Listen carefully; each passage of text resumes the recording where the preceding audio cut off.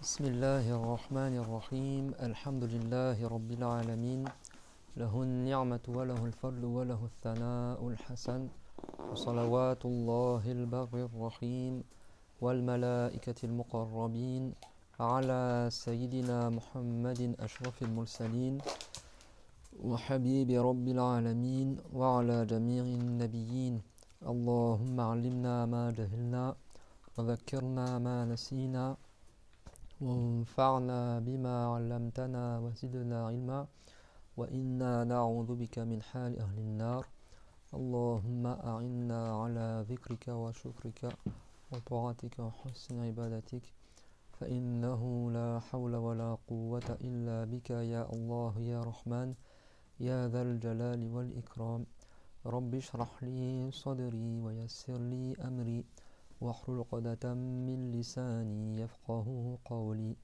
آمين.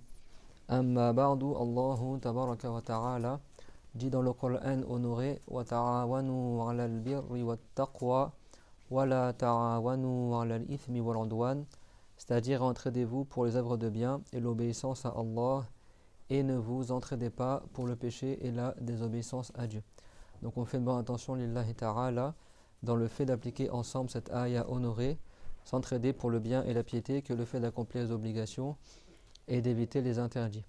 Et on applique la parole du prophète sallallahu alayhi wa sallam innamal a'malu bin niyyat wa innama likulli imri'in ma nawa, c'est-à-dire certes les bonnes œuvres ne valent que par les intentions et certes chaque personne a pour elle c'est pourquoi elle a fait l'intention. Donc ce hadith là qui est rapporté par Omar ibn al-Khattab, rapporté par Al-Bukhari et Muslim du compagnon Omar ibn al-Khattab, c'est le seul qui a entendu du prophète, cette parole-là. Et après, il y a une personne qui a entendu de lui. Après, une personne, après le hadith est devenu très connu. Mais au départ, il n'y a que lui qui a entendu ce hadith-là du prophète, alayhi salatu wassalam, qui est très important et beaucoup de gens ne comprennent pas ce hadith. Allah Ta'ala, il a envoyé un livre révélé, il a envoyé un prophète, il a envoyé des lois qu'il nous a ordonné d'apprendre. C'est clair, tout le monde? Et il a envoyé un prophète, le prophète Mohammed sallallahu alayhi wa sallam pour nous. Après il a envoyé plein de prophètes avant, mais pour nous c'est le prophète Mohammed alayhi wa sallam qui nous a enseigné ces lois. Et le prophète Mohammed alayhi wa sallam, Dieu dit à son sujet dans le Coran wa ma ataakumur rasul fakhudhuhu, c'est-à-dire ce que le prophète, ce que le messager vous a apporté, alors prenez-le. Donc dans le Coran il y a l'ordre de prendre de ce que le prophète il nous a apporté. Et le prophète Mohammed alayhi wa sallam, parmi les choses qu'il nous a apportées, il a dit inna Allah yuhibbu min abdihi idha amila amalan an yutqinahu, c'est-à-dire certes Allah il agrée de la part de son esclave, de la personne, que lorsqu'il fait quelque chose il le maîtrise, c'est-à-dire il se préserve de l'insincérité, il se préserve des choses qui annulent l'acte, il fait l'acte comme il faut. Donc en islam il y a ce qu'on appelle des ibadat, des actes d'adoration avec des piliers, des conditions de validité, des recommandations, des déconseillés, des annulatifs et des interdits. Donc tout acte que Dieu nous ordonne de faire, eh ben, il correspond à des règles. Et Allah Ta'ala, il n'a pas ordonné quelque chose sans qu'auparavant il ait révélé au prophète Mohammed comment accomplir cet acte. Quand est-ce que le jeûne de Ramadan a été rendu obligatoire? Deuxième année de l'Hégire. Juste avant, Allah Ta'ala il a révélé au prophète Mohammed comment on jeûne. Et pareil pour la prière, pareil pour la zakat. C'est clair, tout le monde? Donc il n'y a pas une chose que Dieu il ordonne sans qu'il révèle avant ce qu'on appelle le bayan, il révèle comment on l'accomplit. Pourquoi je dis ça? Parce qu'il y a plein de gens aujourd'hui qui n'apprennent pas la religion, qui limite pour eux le fiqh ça n'existe pas, c'est quoi les actes d'adoration, leurs piliers, leurs annulatifs, leurs conditions. Ils sont ignorants, ils savent d'eux-mêmes qu'ils sont ignorants, et pour se donner bonne conscience, qu'est-ce qu'ils disent? Non mais moi l'intention, moi mon cœur il est bien, etc. Et au point quand tu leur dis ah t'as fait ça dans la prière, ta prière elle est annulée.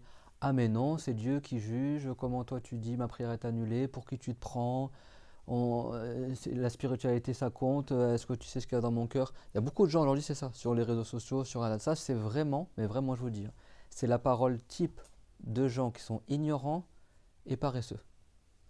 Ignorants parce que c'était après tu dis pas des bêtises pareilles, et paresseux parce qu'ils veulent pas apprendre la religion. Et comme ils savent que s'ils commencent à apprendre, ils vont se rendre compte que c'est une catastrophe leur vie, ils préfèrent mettre du plâtre sur la catastrophe, se voiler la face et dire non mais de toute façon c'est que Dieu qui juge, ces gens-là, bon, ils ont une bonne intention, etc. C'est pas comme ça la religion. Dieu, il n'a pas envoyé l'islam, c'est le flou artistique. Et puis chacun il fait ce qu'il veut. Et puis l'important, c'est non, mais spiritualité, lui, il est gentil avec les gens, etc. L'islam lui-même, il a des conditions de validité, des obligations, des interdits. N'est-ce pas? La religion de l'islam elle-même, l'islam pour être musulman, tu as des choses obligatoires, des choses interdites, des choses recommandées, des choses déconseillées, et des choses qu'annule l'islam. L'acte lui-même de croire en Allah Azza wa Jal, il a des piliers et des annulatifs. Souvent, les savants, ils comparent la foi à la prière. C'est-à-dire, tout comme il y a des choses qui annulent la prière, il y a des choses qui annulent la foi.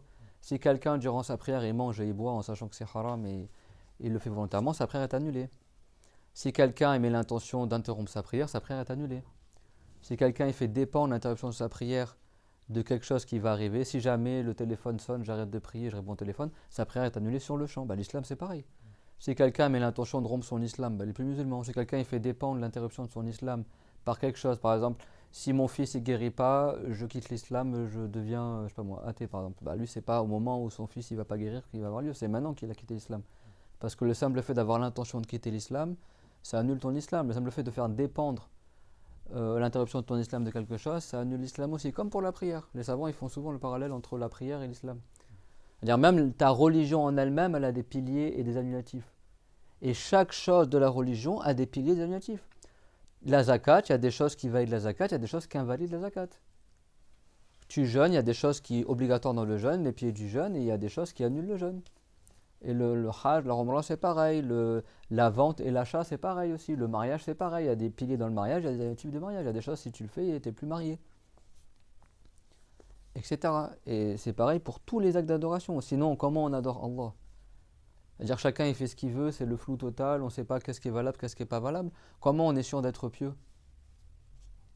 Comment tu peux mettre l'intention d'être pieux si au final il n'y a que Dieu qui sait qu'est-ce qui est valable et qu'est-ce qui n'est pas valable? Dans ce cas-là, ce serait impossible d'être pieux. Comprenez? C'est-à-dire chacun dans le-delà il va découvrir c'est quoi sa réalité. C'est pile ou face, moi j'ai fait ça, Inch'Allah que je meurs pieux, mais tu ne sais pas c'est quoi la piété.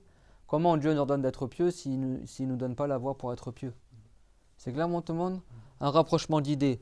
Est-ce qu'il y a déjà quelqu'un, il a grillé un feu rouge, roulé en sens interdit, roulé sur le trottoir ou la piste cyclable et écrasé 3 cyclistes, et après il se fait arrêter par la police, et après il dit à la police, non mais vous ne me jugez pas, il n'y a que Dieu qui juge.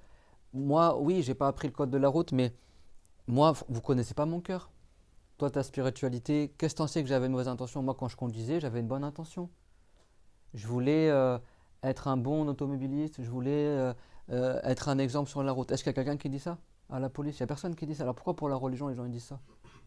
Ils font la prière n'importe comment et après ils disent non, mais moi, c'est Dieu qui sait ce qu'il y a dans les cœurs. Moi, mon intention, elle est bonne. Oui, mais Dieu, il n'a pas juste ordonné d'avoir l'intention, il a aussi ordonné de faire les actes comme il faut faire. N'est-ce pas que le prophète dans le Bukhari, il s'est rapporté qu'il a dit Sallu kama ra'aytumuni usalli, priez comme vous m'avez vu faire la prière. Nous, on n'a pas vu le prophète faire la prière, donc tu t'apprends la religion pour savoir dans les hadiths comment le prophète il faisait la prière, les savants ils t'expliquent. Et c'est pas toi qui vas faire le travail d'aller chercher dans les hadiths, dans le Coran. Les savants, depuis l'époque du Salaf, les savants jurisconsultes, ils ont déjà fait le travail de déduire à partir du Coran et du hadith c'est quoi les piliers de la prière, c'est quoi les annulatifs, etc. Selon les différentes écoles. C'est pas nous aujourd'hui, tu fais fi de tout cela, tu ignores tout ce travail-là que les savants ils ont fait depuis plus de 1000 ans, et c'est toi tout seul, tu vas lire le Coran, le hadith et pratiquer l'islam comme ça. Et ça, c'est vraiment en France, l'ignorance, elle est incroyable ici. En fait, ils sont en train d'inventer un nouvel islam en France, les gens ils font du n'importe quoi. Et puis, faut surtout pas dire aux gens qui sont ignorants, quoi. Faut surtout pas leur rappeler qu'ils n'ont pas appris. Non, mais c'est la spiritualité, tu vois. Moi, j'ai une bonne intention, qu'est-ce que t'en sais? Mais en fait, les savants, depuis des siècles, ils ont dit. Tu sais, tu dis à quelqu'un, si tu fais ça, ta prière, elle n'est pas valable. Bon, si la femme, on voit ses cheveux dans la prière, dans l'école de Chavéry, sa prière, elle n'est pas valable. Chez les Malikites, sa prière, elle est valable, mais avec le péché. Tu dis ça, ah, mais comment tu juges les gens? Pour qui tu te prends pour dire que sa prière, elle n'est pas valable? Mais c'est pas moi qui le dis. C'est le prophète qui nous l'a enseigné. Comprenez ce que je veux dire? Moi, j'ai eu le malheur de dire que, enfin le malheur soi-disant, de dire que si une femme, si on voit ses cheveux durant le tawaf, sa Umrah elle n'est pas valable, parce que si le tawaf tu le fais mal, ta Umrah elle est même pas valable, et en plus tu rentres à Paris chez toi, tu es toujours en état de sacralité. C'est-à-dire que si quelqu'un, sa Umrah elle n'est pas valable, pour un homme par exemple, il n'a pas le droit de porter ses habits là jusqu'à qu'il refasse une autre Umrah et qu'il termine sa Umrah pour qu'il se désacralise. Sinon, il est toujours en état de sacralité, c'est-à-dire qu'il a toujours pas le droit de se parfumer, de s'arracher des cheveux, etc. C'est grave. Hein. Ceux qui partent au Hajj à la Umrah sans avoir appris la religion et qui mettent l'intention d'entrer en rituel et ils font mal leur Hajj à la Umrah, ils restent en rituel de pèlerinage jusqu'à qu'ils terminent bien leur Umrah ou leur Hajj. Et donc, il y en a, ils rentrent en Europe, ils ont tout mal fait là-bas. Et en fait, le mec, il est toujours en rituel de pèlerinage pendant 50 ans parce qu'il n'a jamais terminé son Hajj en fait. Parce que son tawaf, il l'a mal fait, ou parce que son sari, il l'a mal fait, et il rentre, soi-disant, comme la plupart des gens. Il y a combien de savants dans le monde, des dizaines de savants qui ont mis en garde contre ce qu'ils ont fait les Saoudiens, d'avoir agrandi le trajet entre Safa et le Marwa, ils ont agrandi sur les côtés. C'est-à-dire qu'ils ont pris carrément le mur de la mosquée, il y avait un marché derrière la mosquée, qui n'existe plus, maintenant c'est une place. Ils ont pris carrément le mur entier de la mosquée. En un an, ils l'ont déplacé genre de plusieurs dizaines de mètres. Le mur tel quel. Vous savez que maintenant, le trajet aller, quand tu fais de Safa al-Marwa, trajet aller, en fait, tu marches dans le marché, en fait. Tu marches en dehors de la mosquée. Totalement à côté des deux montagnes. Et par unanimité, depuis des siècles, les savants ils disent, parce qu'avant il y avait un marché à côté, ils disent si tu fais le trajet entre Safa al-Marwa dans le marché et pas entre les deux montagnes, pas dans la vallée, par unanimité, c'est pas valable. Et ça, tous les savants qui ont appris la religion, enfin tous les vrais savants, ils le savent que c'est pas valable. Et les Saoudiens, qu'est-ce qu'ils ont fait eux? Soi-disant, sous prétexte d'aménagement, tout ça, ils ont carrément agrandi le premier couloir presque de la taille des deux couloirs ensemble, quoi. Et le couloir aller, qui est du côté extérieur de la mosquée, ils l'ont carrément déplacé à l'extérieur de la mosquée. Mais comme ils ont déplacé le mur, tu as l'impression que tu es encore dans la mosquée, en fait, tu te retrouves dehors. Et en fait, quand tu fais le trajet aller, la montagne, elle est même pas en face de toi, tu es à côté de la montagne, en fait. Donc tu fais ton trajet, en fait, totalement en dehors du couloir entre Safa et le Marwa. Quand ils ont fait ça, les Saoudiens, il y a presque plus de 10 ans, tu as plein de savants dans le monde entier, ils ont dit attention, ça c'est pas valable de faire le trajet comme ça, il faut le faire entre les deux montagnes, pas à côté. Et jusqu'à maintenant, les personnes calculent, tout le monde y suit ce que les Saoudiens ils ont fait, les gens ils ont même pas... En fait, c'est vraiment, moi ça m'attriste énormément que Dieu vous préserve et vous récompense d'apprendre la religion. C'est qu'on arrive à un stade, en fait, les gens ils n'ont rien à faire à ce que leur acte il est valable ou pas, la plupart des gens. Juste ils font l'image, il est parti à la Mecque, il était devant la Kaaba, il a fait son Hajj. Depuis des siècles, les savants disent combien de gens au Hajj et la plupart d'entre eux, leur Hajj n'est même pas valable. Quand tu vas là-bas, tu te rends compte à quel point les gens sont ignorants. Combien de femmes, moi j'ai vu avec le foulard ou le masque sur le visage. Le prophète, dans le hadith, il a dit que c'est haram. Dans le hadith, c'est pas une parole de savant. C'est dans le hadith du prophète. Il a dit si la femme est interdit haram, elle n'a pas le droit de porter des gants ni de se couvrir le visage. Et tu fais le tour autour de la Kaaba, tu as des dizaines et dizaines de femmes qui ont le masque chirurgical sur le visage. Mais en fait, c'est pas là, c'est pas à ce moment-là que tu couvres ton visage. Et moi, je faisais le tawaf autour de la Kaaba.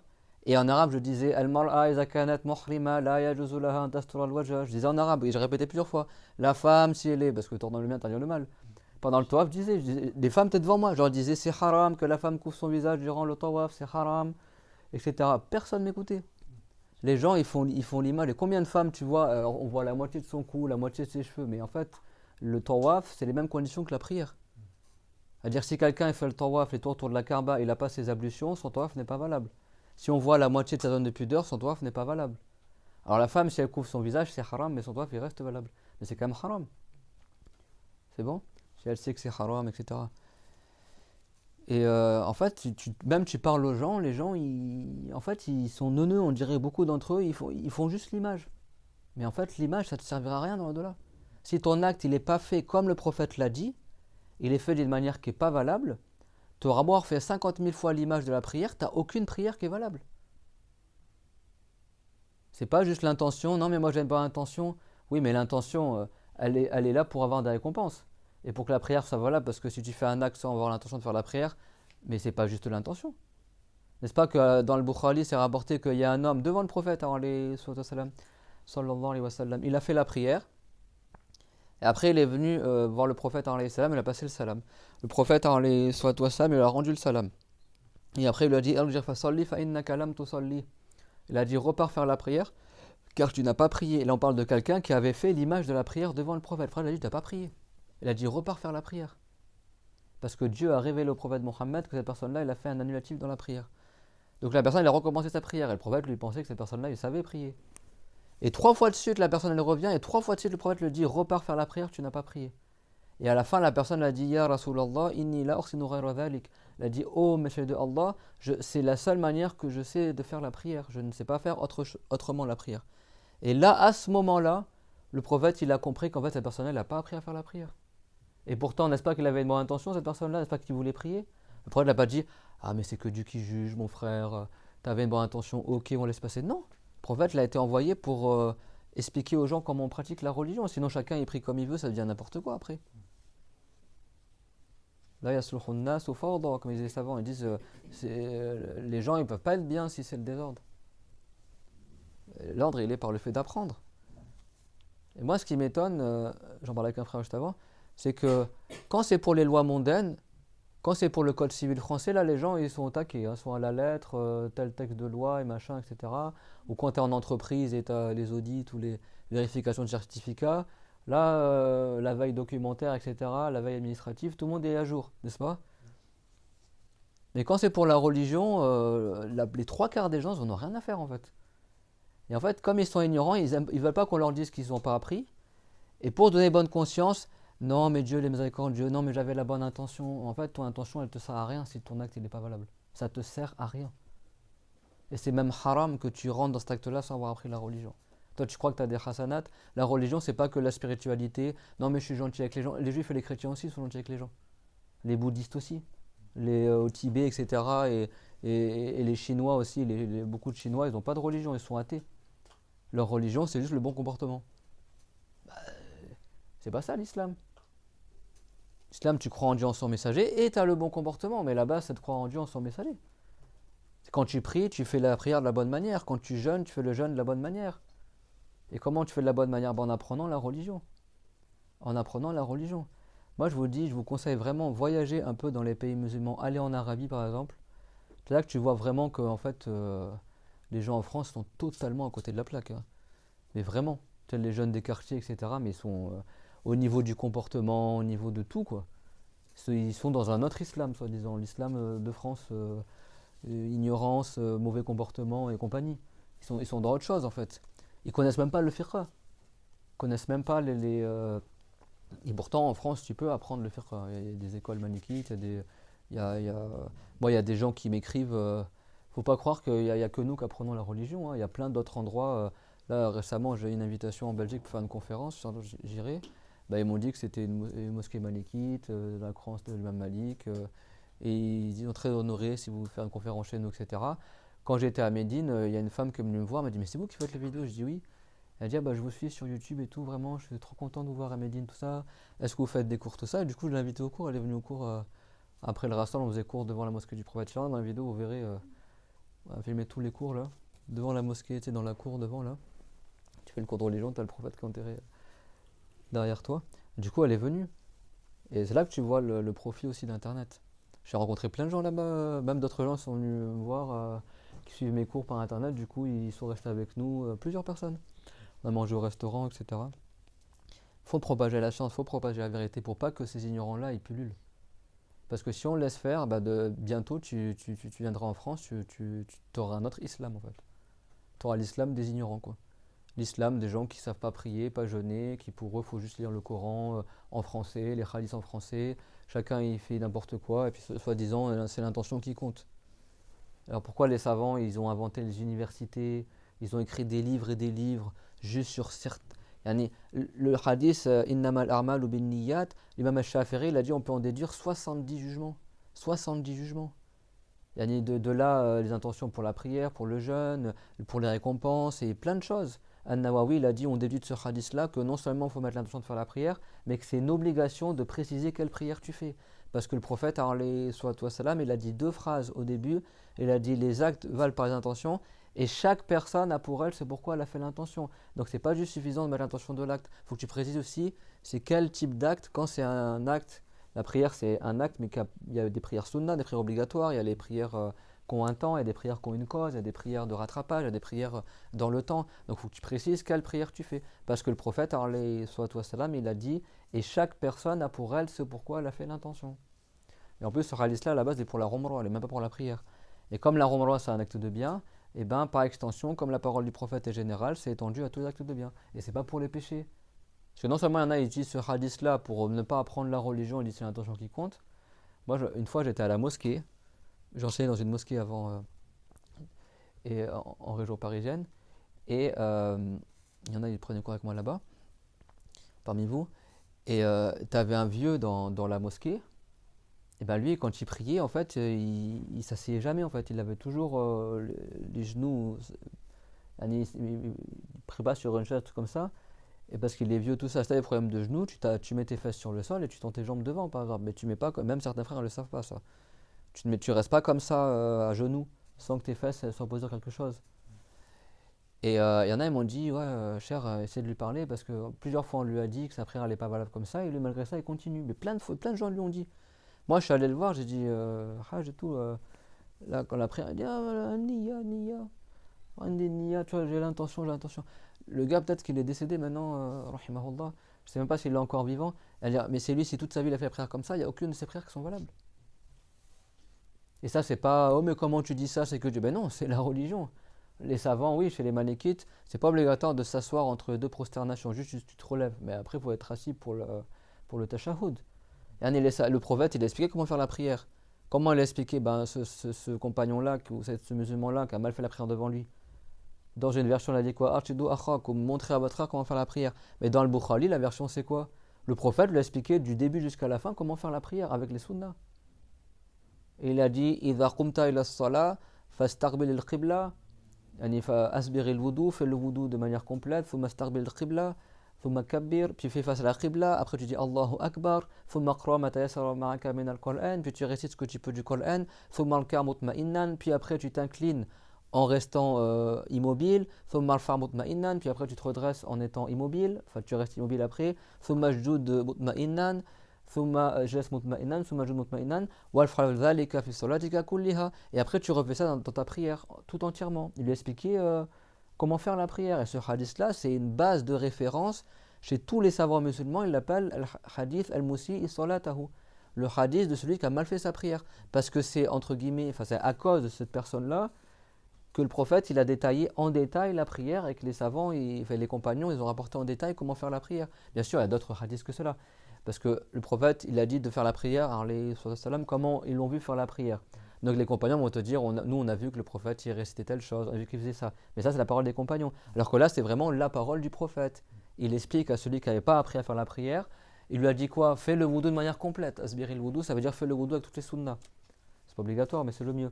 Après, thumma staqbil al-qibla, puis fais face à la qibla. Thumma kabir, après tu dis Allahu Akbar. Thumma qra ma tayassara ma'aka min al-Qur'an. Après tu récites ce que tu peux du Coran. Donc là, il n'a pas dit la Fatiha, du Coran. Dans notre hadith, il a dit la salata illa bi fatihatil kitab. Il n'y a pas de prière sans la Fatiha du livre. Donc les hadiths, il faut les rassembler entre eux. Toi, tu es un savant pour savoir tous ces hadiths-là. Et toi, tu es tout seul comme ça, tu vas savoir faire la prière. Tu te bases juste sur un hadith. Alors qu'il faut rassembler entre tous les hadiths. Ça, c'est les savants mouchites qui le font. C'est clair, mon tout le monde? Yani, quand tu apprends le fiqh, n'est-ce pas, ceux qui viennent le dimanche, le samedi, quand on a fait les roufs, là on a commencé le chapitre des menstrues, pour ceux qui suivent, quand tu vois le nombre de détails, les cas, etc., tu dis, alhamdoulilah que j'apprends. Je dis, mais celui qui n'a pas appris, comment il pratique en fait? Il n'a aucune pratique de la religion.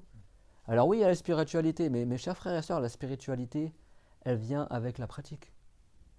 Quand tu maîtrises ta prière, quand tu sais que tu fais toutes les sunnas, que tu pries comme le prophète faisait la prière, tu as la crainte dans ta prière, tu sais que Dieu agrée ta prière, ben là tu as la foi, tu as la crainte de Allah Azza wa Jal, la foi complète, tu maîtrises ce que tu fais. Tu crois que tu vas trouver la spiritualité en faisant une prière n'importe comment? Tu sais même pas si ta prière elle est valable, si elle n'est pas valable, est-ce que le prophète il priait comme ça ou pas, est-ce que tu as le droit de dire ça ou pas, tu es dans le stress dans toute ta prière, tu sais même pas qu'est-ce que tu fais, tu crois que tu vas avoir la crainte dans ta prière, tu crois que tu vas adorer Allah de cette manière-là? Bah non, c'est plus tu apprends, plus tu maîtrises ce que tu fais, et plus tu maîtrises, plus tu dis le prophète il faisait comme ça. Quand tu as appris, chaque chose que tu fais, tu dis moi je fais comme le prophète il faisait. Rien que le fait de suivre le prophète, c'est un acte d'adoration envers Allah. Et du coup, bah, tu as la crainte dans ton cœur, tu sais que Dieu il agrée que tu fasses ça. Par exemple, le prophète, soit toi salam, il a dit Dieu il agrée, et il y a énormément de récompenses. Quand tu es prosterné, tu dis Allahumma inni zalamtu nafsi zulman kathira. وإنه لا يغفر الذنوب إلا أنت فارحمني رحمة من عندك إنك أنت التواب الرحيم. Moi quand je le dis, je pense au hadith. Ça veut dire oh Allah, certes j'ai été injuste plein de fois envers moi-même, j'ai fait beaucoup de péchés ou j'ai fait beaucoup de choses qu'il ne fallait pas. et certes personne d'autre que toi ne pardonne les péchés, alors accorde-moi une miséricorde euh, particulière, car certes tu es celui qui fait beaucoup miséricorde. Quand tu dis ça dans ta prosternation, Allah alam, les péchés que Dieu te pardonne et les récompenses que tu as. Si tu n'as pas appris la religion, tu vas faire ça dans ta prière? Non. Si tu as appris la religion, tu vas savoir qu'est-ce qui est recommandé, que c'est recommandé de prier sur un sol qui est rugueux et pas un sol qui est trop mou. C'est recommandé de prier dans l'obscurité, que c'est recommandé de ne pas prier dans un endroit qui est trop décoré. Mais tout ça, si tu n'as pas appris, tu ne vas pas le savoir. Maintenant, c'est quoi les gens? Ils décorent à fond les mosquées, le tapis, mais un tapis bien moelleux, bien doux, et ils croient qu'il fait bien, alors qu'en fait, il fait mal. Dieu n'agrée pas cela. La prière, tu te fais âme pour Allah. Que quand tu pries, l'homme, il a de récompense à porter un turban, à porter le qamis, plus un châle sur les épaules. Bon, après, la femme, elle met la robe de prière, mais l'homme, c'est recommandé qu'il se fasse beau pour la prière. Elle est comme si tu sors pour le Jumu'ah, quoi. Pour chaque prière, si tu as plus de récompense en mettant une Quran de soie, le Mustafa. N'est-ce pas? En Turquie, même ceux qui viennent à la mosquée, ils leur distribuent de la Quran de soie à l'entrée de la mosquée parce que eux, ils sont très sévères sur ça. Si l'imam il n'a pas la Quran de soie sur la tête, prie pas derrière lui. Chez les Malikites, l'imam de la mosquée, c'est très déconseillé qu'il prie sans châle sur les épaules. C'est pas juste al-Qamis, il met sur les épaules un châle. Chez les Malikites, celui qui fait l'imam de la mosquée, parmi les choses fortement recommandées, c'est qu'il ait un châle sur les épaules. N'est-ce pas? Mais tout ça, si tu n'as pas appris, tu vas pas le savoir. Tu vas pas le savoir. Et après, la religion comme ça, elle décline, elle s'étiole, elle s'effiloche, et à la fin, on devient comme dans la Jahiliya. Vous savez ce que je veux dire dans la Jahiliya? Les gens, ils continuent à aller au Hajj, soi-disant, dans la Jahiliya. C'était plus musulmans, ils adoraient les idoles, mais ils continuent à imiter les anciens musulmans de l'époque d'Ismaïl, alayhi salam. Et ben, ils tournaient autour de la Kaaba. À la fin, le shaitan, il est parti les voir, il a dit, mais vous faites des péchés dans vos habits. Comment vous osez tourner autour de la maison sacrée avec vos habits qui sont souillés de péché? Enlevez vos habits. Bah à la fin, les gens ils se mettaient tout nus, hommes et femmes, et ils tournaient autour de la Kaaba, tout nus, en sifflant et en tapant des mains et en invoquant les idoles. Bah si tu laisses faire les ignorants, ça va finir par ça après l'islam. À la fin, tu vas voir, les gens vont faire du n'importe quoi. Non, mais c'est l'intention, c'est. Bah non. Comment on préserve de cette dérive-là et de cette. Et là, le façade, bah, c'est en apprenant la religion. C'est quoi nos garde-fous? C'est en apprenant la religion, n'est-ce pas? Moi, je rencontre plein de gens, et jusqu'à maintenant, euh, n'est-ce pas, William? Il y en a même, là, on a acheté des livres sur Amazon, des livres en français, hein. De plus en plus, je découvre qu'il y a des livres de religion qui sont bien en français, alhamdoulilah, du Maroc ou autre, de savoir malikite. Bah, dedans, il y a exactement ce que j'enseigne. Et moi, je rencontre plein de gens qui n'ont pas appris avec nous, qui sont même d'autres pays, tout ça, ils ont appris exactement la même chose. Quand tu as appris la vraie science de Al-Sunnah wal Jama'a, c'est la même science dans tous les pays musulmans. Après, oui, il y a des divergences dans le fiqh, mais les fondements sont les mêmes. C'est là que c'est ça le vrai islam. Par contre, les guignols que tu vois en France qui pratiquent n'importe comment, ou qui sont là, déjà rien que le comportement, tu vois qu'il y a un problème, et qui prennent aucun. Entre ceux qui disent on prend pas des hadiths, ceux qui sont là, l'intention, les machins, etc., et qui font du n'importe quoi, là, il y a un problème. Parce que l'islam, c'est une seule religion, et on a un seul prophète avec une seule loi, et après, il y a des divergences par rapport à ce que le prophète il nous a laissé comme marge dans la jurisprudence, mais la base est la même. La base est la même, n'est-ce pas, Mustapha? Moi, quand j'étais à, quand j'étais à Médine, il y avait un frère du Luxembourg qui, lui, alors il parle allemand, il parle turc, tout ça. Il m'a dit, suivez mes cours. Ça fait rigoler parce que ils l'ont mis dans ma chambre. Et le frère, quand il faisait le Ramadan, il m'a dit, ce frère, c'est un frère de Paris, il te connaît très très bien. Il m'a dit, mais moi, tu sais, t'es enseignant, tu y vas en tant que cher. Tu vois, normalement, même le cher, il est tout seul dans sa chambre, quoi. Tu ne mets pas n'importe qui dans sa chambre. Tu as des cours à préparer, tu dois te reposer entre les cours. Si on te met avec un petit nouveau qui pose plein de questions ou qui.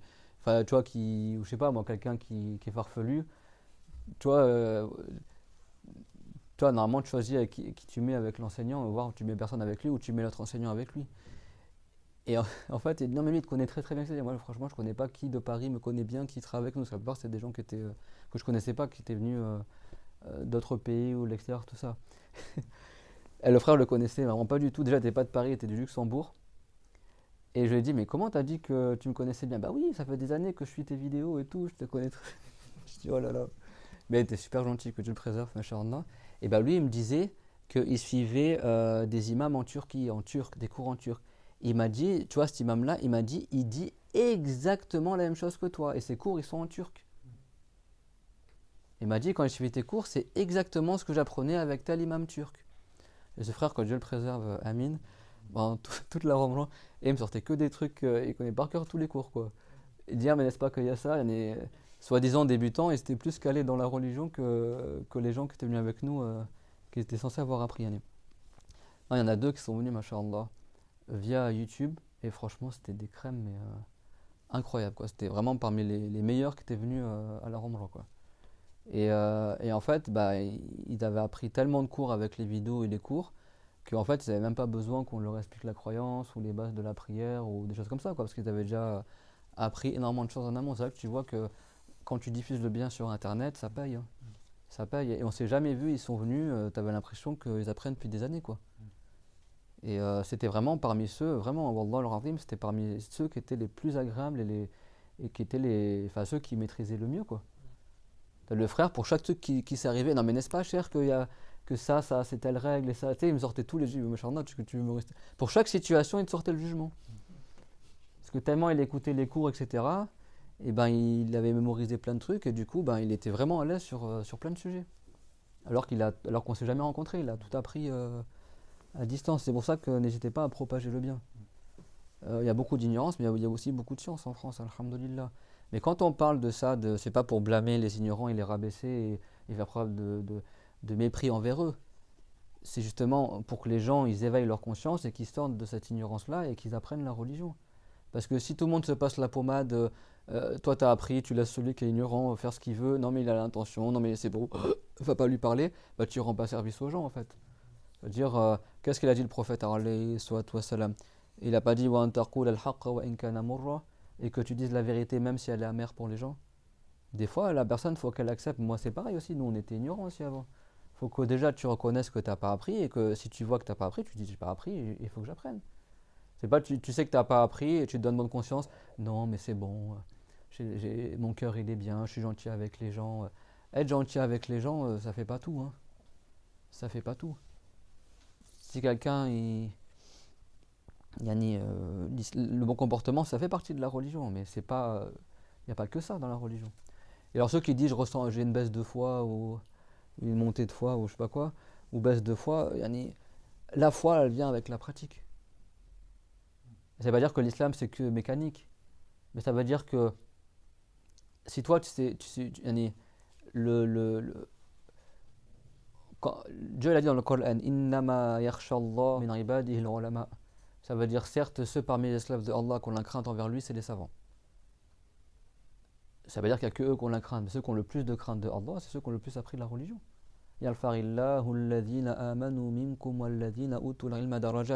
Dieu élevera parmi vous en degrés ceux qui ont eu la foi et qui ont acquis la connaissance. Parce que les gens, en fait, quand tu tranches, moi je tranche souvent, ça ne veut pas dire que je suis sûr de moi, de moi-même. Je suis sûr de moi parce que quand tu as appris la religion, tu redis simplement ce que le prophète nous enseignait. Le prophète ne se trompe pas dans la religion, donc tu tranches dans le vif parce que le prophète a dit ça, donc tu es sûr que c'est la vérité. Ça veut pas dire que moi je suis prétentieux et que j'ose donner des jugements de ma tête, tu juges les gens. Mais en fait, non, on fait juste retransmettre ce que le prophète l'a dit. Quand dans le Coran, Dieu te dit qu'il élève en degré ceux qui ont cru et qui ont acquis la connaissance, bah, tu tranches que plus tu apprends et plus Dieu t'élève en degré, c'est une bonne intention.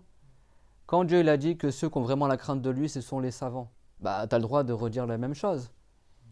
C'est clair, mon tout le monde? Donc ceux qui sentent qu'ils ont une foi faible, etc., bah déjà qu'ils se posent la question, qu'est-ce qu'ils ont appris dans la religion? Si toi, tu n'as jamais appris comment est le paradis, comment tu vas te languir du paradis, comment tu vas œuvrer pour le paradis, comment tu vas avoir une foi complète au paradis, tu ne sais même pas c'est quoi le paradis. Pourquoi le prophète a décrit le paradis aux compagnons? C'est aussi pour que les compagnons soient encore plus motivés pour y aller. Hal mushammirum lil jannah. Il a dit, est-ce qu'il y en a parmi vous qui se retroussent les manches pour le paradis? Fa innal jannata la khatara laha. Il a dit, car certes, le paradis, on ne peut même pas l'imaginer tellement il est beau. Hiya wa rabbil ka'ba nurun yatala'la. Elle est, donc en arabe c'est féminin le paradis. Il est par le Seigneur de la Kaaba, il est juré par Allah, une lumière scintillante. Tu vois, wa rayhan tahtaz. Et des plantes embaumantes qui frétillent, qui frissonnent. Wa qasrun mashid, et des tours élancées. Et il a décrit, etc., etc. Le paradis. Bah, quand tu apprends sur le paradis, tu te projettes comme ça, tu te dis, moi je veux. Et tu apprends après sur l'enfer. Alors, quand tu apprends sur l'enfer, moi j'ai pris, Inch'Allah, j'avais commencé à l'époque, presque 10 ans, j'avais fait un cours juste sur l'enfer. Et franchement, moi quand j'avais pris à l'époque à la mosquée, il avait fait en 2 cours le cher. Pendant des années, je lui ai couru après pour récupérer de lui le cours par écrit. Après, il me l'a donné. Parce que souvent, les chours, tu vois, ils sont pas toujours dans la même mosquée, ça tourne. Et à chaque fois, il oubliait, ou à chaque fois, à la fin, il me l'a donné sur une clé USB. Et ce cours-là, franchement, quand tu le prends sur l'enfer, toute description de l'enfer, enfin, pas tout, on sait pas tout, mais ce qui est rapporté dans les hadiths et dans les ayats, tout ça, quand tu écoutes le cours, tu te dis, mais comment j'ai osé faire un péché, quoi. Quand tu vois les châtiments qu'il y a en enfer, je peux te dire que là, quand tu dis Allah, préserve-moi de l'enfer, je peux te dire que tu pèses tes mots. Mais si t'as pas appris, ben il y en a, ils s'y comparent, ils vont dire quoi? Oh bah même si je vais en enfer, on va se réchauffer. Alors Billah dit des paroles comme ça, ils quittent l'islam. Il y en a à l'époque, ils disaient quoi? Ah bah j'irai voir Marilyn Monroe, j'irai voir, vous savez, les stars de rock'n'roll qui savent qu'ils vont aller en enfer, parce qu'ils ont fait un pacte de diable avec le, ils ont fait un pacte clairement, ils auront la gloire pendant, je sais pas moi, 7 ans et après ils iront en enfer. Clairement, ils le savent, ils le disent eux-mêmes. Bah, soi-disant, le shaitan, il leur dit tu feras du rock'n'roll en enfer, tu vois, tu joueras de la musique, etc. Et les mecs, en connaissance de cause, ils y vont. Ils savent, ils te le disent. Ils disent je sais que je vais aller en enfer, mais je kiffe ma vie dans le bas monde, etc. Et ils te le disent. T'en as plein qui te le disent. Bah non, en enfer, tu vas pas faire ça. En enfer, même Iblis sera châtié en enfer. Même le diable sera châtié en enfer. L'enfer, c'est pas le royaume des diables comme beaucoup y croient, hein. Ça, c'est la croyance des chrétiens. L'enfer, c'est le lieu de châtiment des diables. Ils seront châtiés en enfer et tous ceux qui les ont suivis seront châtiés avec eux. C'est pas soi-disant le royaume des cieux c'est pour Allah et l'enfer c'est pour les diables et soi-disant ce sont les diables qui vont châtier les gens. Non, non, non, ce sont les anges qui vont châtier les gens en enfer. Az-Zabani. Les anges, mais les anges du châtiment, pas les anges de la miséricorde, c'est des anges qui se font très très peur. Les diables, ils seront châtiés eux-mêmes en enfer. Pourtant, ils sont créés de feu, hein. Ils seront châtiés en enfer. Parce que les chrétiens, ils croient que tu as des petits diables en enfer avec des tridents là. C'est ça qu'ils représentent le diable avec un trident, tu sais, l'espèce de fourche là. Et soi-disant, ils disent ils piquent les gens en enfer avec. C'est ça que souvent on représente le diable avec un trident comme ça. Ils croient que en fait les gens seront châtiés en enfer par les diables. Mais non, les diables, eux, ils seront châtiés en enfer. Et quand ils seront en enfer, ils s'innocenteront des gens qui les ont suivis. Ils disent c'est vous qui vous êtes égarés tout seul. T'imagines celui qui a suivi son shaitan ou son diable, qui lui dit voilà, suis-moi, je te promets la gloire, tout ça. Dans au-delà, ton diable devant toi, il va dire non, non, mais moi je crois en Dieu, je sais très bien qu'il y aura l'au-delà, etc. Et il va te laisser tomber. Il croit en Dieu, mais dans le sens qu'il sait qu'il y a l'au-delà, etc. Mais il mécroit, Iblis sait très bien que Dieu existe, mais comme il a mécru, il n'est pas musulman. Mais les diables, ils savent très bien qu'il y aura l'au-delà, etc. Ils t'égarent en connaissance de cause, et une fois que tu es égaré et que tu seras en enfer, bah, les diables, ils vont s'innocenter de toi. Ils vont dire c'est toi qui t'es égaré tout seul. Et là, tu auras la double peine. Tu te rendras compte qu'ils t'ont menti, et en plus, tu te rendras compte que lui-même, il va même pas te sauver, il va même pas t'aider. Dans le bas monde, il décide d'être ton ami, au final, vous savez, quand il y a eu la bataille de Badr, ils étaient 313 musulmans contre 950 mécréants, mouchriquines. 313 musulmans. Tu as les deux armées qui se sont rencontrées. Alors tu vois, c'était pas nombreux les musulmans, 313 musulmans. Tu as la montagne des anges vers Badr, les anges sont descendus, 1000 anges sont descendus à cheval, avec Jibril devant sur son cheval qui s'appelle Hayzoum. Imagine 1000 anges comme ça arrivés à cheval, avec des imamas, etc. Ils sont arrivés comme ça. Après, Dieu l'a envoyé 3000 anges derrière, et encore 5000 anges derrière. Vous savez que les mouchriquines, eux, ils ne voyaient pas les anges. C'est-à-dire que le musulman, il frappait avec son épée, au loin, la tête du mouchrik, elle saute. Et les mouchriquines, les anges, ils les combattaient sans qu'ils les voient. Ils disaient, mais on ne comprend pas, on reçoit des coups, on ne sait pas que c'est qui les donne. Et Iblis, il avait pris l'apparence, que Dieu le maudit, Samin, il avait pris l'apparence d'un humain, d'un mouchrik en fait, qui existe réellement. Il a pris son apparence. Et lui, en fait, il motivait les mouchriquines à partir à la bataille. Donc ils étaient là à cheval à partir à la bataille, et puis d'un coup, ils voient les milliers d'anges arriver. Qu'est-ce qu'il a fait, Iblis? Il a dit, moi je vous laisse là, c'est bon, je pars. Et ils ont dit, bah, attends, mais toi tu nous as ramenés dans la bataille, maintenant tu t'en vas et tout. Et il a dit Inni ara ma la taran. Il a dit certes, je vois ce que vous ne voyez pas. Et après, il a dit Inni akhafu rabbal alamin. Certes, j'ai peur du Seigneur des mondes. Et il s'est enfui de la bataille. C'est dans le Coran, hein, cette parole-là. C'est dans le Coran. C'est-à-dire, quand il a vu les anges arriver, les milliers d'anges, il savait très bien que c'était perdu d'avance la bataille. Et après, il a dit je crains. Et il sait très bien que Dieu il va châtier par ces anges-là l'armée adverse. Et comme Iblis il est moins fort que les anges, il est parti, il s'est enfui. Il s'est enfui, il a dit je crains Allah, il est parti. Malgré le fait il est plus musulman. Mais il sait que Dieu prédestine toutes choses, il sait que Dieu est dur en châtiment. Comme il est maudit pour l'éternité, il ne retournera jamais en islam. Mais il sait très bien la réalité. Quand il égare les gens, il sait très bien que ces gens-là ils vont s'égarer et que l'islam c'est la vérité. Donc c'est-à-dire que l'ignorant il n'est pas gagnant du tout, il est gagnant nulle part. Et là c'est pas mais j'étais gentil, j'avais la bonne intention, etc. Va dire ça aux policiers quand ils t'arrêtent. Imagine tu écrases quelqu'un avec ta voiture parce que ta relance interdit. Ah mais non, mais moi je voulais pas faire de mal, j'avais une bonne intention, moi je suis gentil avec les gens. Je crois que le policier va te... Ah bah, bonne intention, ok c'est bon, allez. Et pourquoi pour la religion les gens ils sentent des bêtises pareilles? Des bêtises pareilles. Quand tu vois les bibliothèques musulmanes sont remplies de livres, il y a quoi dans ces livres? La spiritualité? Ou c'est des livres sur comment se marier, comment divorcer, comment vendre, comment acheter, comment prier. Mais la spiritualité, elle vient avec la pratique. Si quelqu'un ne pratique pas de la bonne manière l'islam, il ne va pas ressentir le délice d'adorer Allah. Qu'est-ce qu'il a dit l'imam Ahmad al-Rifari? Il a dit هذا الدين لولا ظاهره لما بطن. Il a dit ne vous laissez pas avoir par ceux qui disent ah mais vous qui apprenez la religion, vous êtes les gens de l'apparent. Nous on est les gens de l'intérieur, soi-disant nous on n'apprend pas la religion, on n'apprend pas le fiqh. Nous on se contente juste de rechercher la spiritualité. On est là, on se réunit, on fait du zikr. On essaye soi-disant enfin voilà, les gens qui sont dans le flou artistique, qui sont clairement sur rien du tout en fait, et disent non mais nous on est les gens de l'intérieur, vous comprenez pas, nous on est dans un degré de spiritualité, c'est pas comme vous faites juste des trucs mécaniques, vous pratiquez, vous priez, vous faites du sport soi-disant, nous on est là dans la spiritualité, l'amour divin, etc. En fait ce sont de l'ignorance et de la paresse à 100%. Et qu'est-ce qu'il a dit? Il a dit vous ne laissez pas avoir par ces gens-là qui disent Nahnu ahlul batin wa antum ahlul zahir. Vous êtes les gens de l'apparent et nous les gens de l'intérieur. Vous comprenez c'est quoi apparent? C'est-à-dire que vous faites juste une pratique apparente de l'islam, mais dedans vous n'avez aucune spiritualité. Et nous on se focalise juste sur la spiritualité, mais on n'a pas une pratique, on ne fait pas d'acte d'adoration. Soi-disant ça c'est pour le degré moindre. Soi-disant nous on est dans un degré au-dessus, on n'a plus besoin de faire d'acte d'adoration. Et qu'est-ce que dit Ahmad al-Rifari? Il a dit vous ne laissez pas avoir par ces gens-là. Il a dit هذا الدين لولا ظاهره لما بطن. Il a dit cette religion-là, si elle n'avait pas eu une pratique apparente, elle n'aurait pas eu de spiritualité intérieure.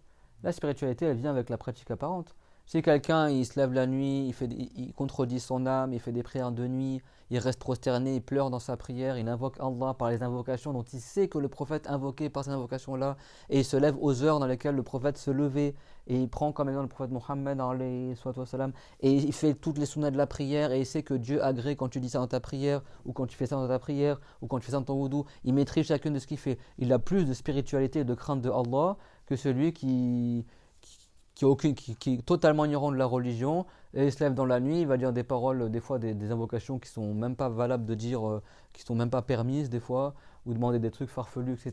Et ben non, tu auras beau te concentrer comme ça, tu vas jamais avoir une foi forte. Sinon, pourquoi le prophète alayhi salatu wassalam, il faisait des prières de nuit au point que ses pieds, sans qu'ils se nuisent, ses pieds ils enflaient, mais d'un enflement qui ne nuit pas. S'il marche après, ça s'en va. Aïcha, elle disait, mais n'est-ce pas que Dieu t'a déjà pardonné tout ce que tu aurais pu faire comme péché avant ou tout ce que tu ferais après, tu sais que tu seras pardonné. Et qu'est-ce qu'il a dit répondu le prophète? Les prophètes sont sûrs d'être pardonnés. D'ailleurs, c'est quasiment. Certains ont dit que c'est impossible qu'ils fassent même un péché. On sait les prophètes sont préservés de la mécréance, des grands péchés, mais après les petits péchés qui ne sont pas de bassesse. Certains savants ils ont dit c'est possible qu'un prophète le fasse, mais souvent c'est avant la mission de prophète. Et de toute façon, ils en font le repentir immédiatement avant que les gens les suivent en cela. Et certains ont dit même n'importe quel péché, les prophètes ils font pas. C'est bon? Il y a divergence. Mais bon, les prophètes sont des exemples. C'est très rare qu'ils fassent un péché ou une erreur et ils ne se trompent pas dans la religion. Et s'ils ont fait une désobéissance, c'est pas quelque chose qui contredit le rang des prophètes. C'est pas la fornication, c'est pas le fait de mentir, c'est pas le fait de, je sais pas moi, de trahir ou des choses comme ça. C'est pas quelque chose qui contredit le rang de prophète. Comme Adam, alayhi salam, quand il a mangé de l'arbre interdit, c'était avant qu'il soit prophète. De toute façon, les prophètes ont les mêmes caractéristiques avant leur mission de prophète, tout comme après. Mais Adam, il n'a pas volé le fruit, il n'a pas menti, il a mangé juste d'un arbre dont Dieu avait interdit d'en manger. C'est bon? Iblis, il a fait des waswas à Adam. Adam, il n'a pas fait attention à Iblis. Et après, Iblis, il a fait des waswas à Hawa. Après, Hawa, elle a parlé à Adam. Et après, Adam, il a fini par manger de cet arbre-là. Iblis leur a dit, si vous en mangez, soit vous allez vous transformer en ange, ou soit vous serez éternel. Et, quand il a parlé à... C'était après qu'il était maudit, Iblis. Comme il était au paradis, Iblis, à la base. Le diable, il s'appelait Razazil. Quand il a été maudit, il a été nommé Iblis, celui qui est éloigné du bien. Et qu'est-ce qu'il a fait après? Iblis, il s'est mis à la porte du paradis. Et depuis la porte du paradis, il a parlé à Adam pour qu'il mange de l'arbre interdit. Parce que lui, il était tellement jaloux de Adam qu'il voulait en fait égarer. Il veut égarer jusqu'à maintenant. C'est pas il voulait, c'est il veut jusqu'à maintenant. Et jusqu'à la fin du monde, c'est marqué dans le Coran, il a juré par Allah, il a juré par la gloire de Allah, qui fera tout. C'est ça qui est étonnant, c'est que c'est vraiment le chef de la mécréance, mais c'était un musulman pendant des siècles.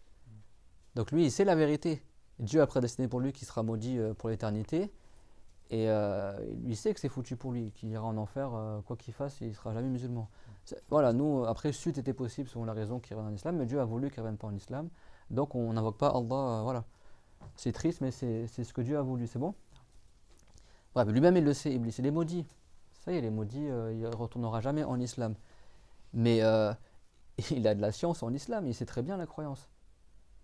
Et malgré ça, il sait que Dieu est tout-puissant, il sait que Dieu le châtiera, il sait que Dieu prédestine toutes choses, et il sait qu'il ne pourra pas égarer tous les humains, et que les gens vertueux, il ne pourra pas les égarer. Tout ça, c'est marqué dans le Coran. Il a dit, par ta gloire, je ferai tout pour égarer les fils de Adam, sauf ceux dont tu as protégé, et qui seront vertueux. C'est dans le Coran. C'est pour ça que certains savants, comme Al-Hassan ou d'autres, parmi les descendants du prophète, hein, les salam, ils disaient que Iblis il a plus de chance que les Mu'tazila, que ceux qui disent que Dieu ne crée pas le mal, ou etc.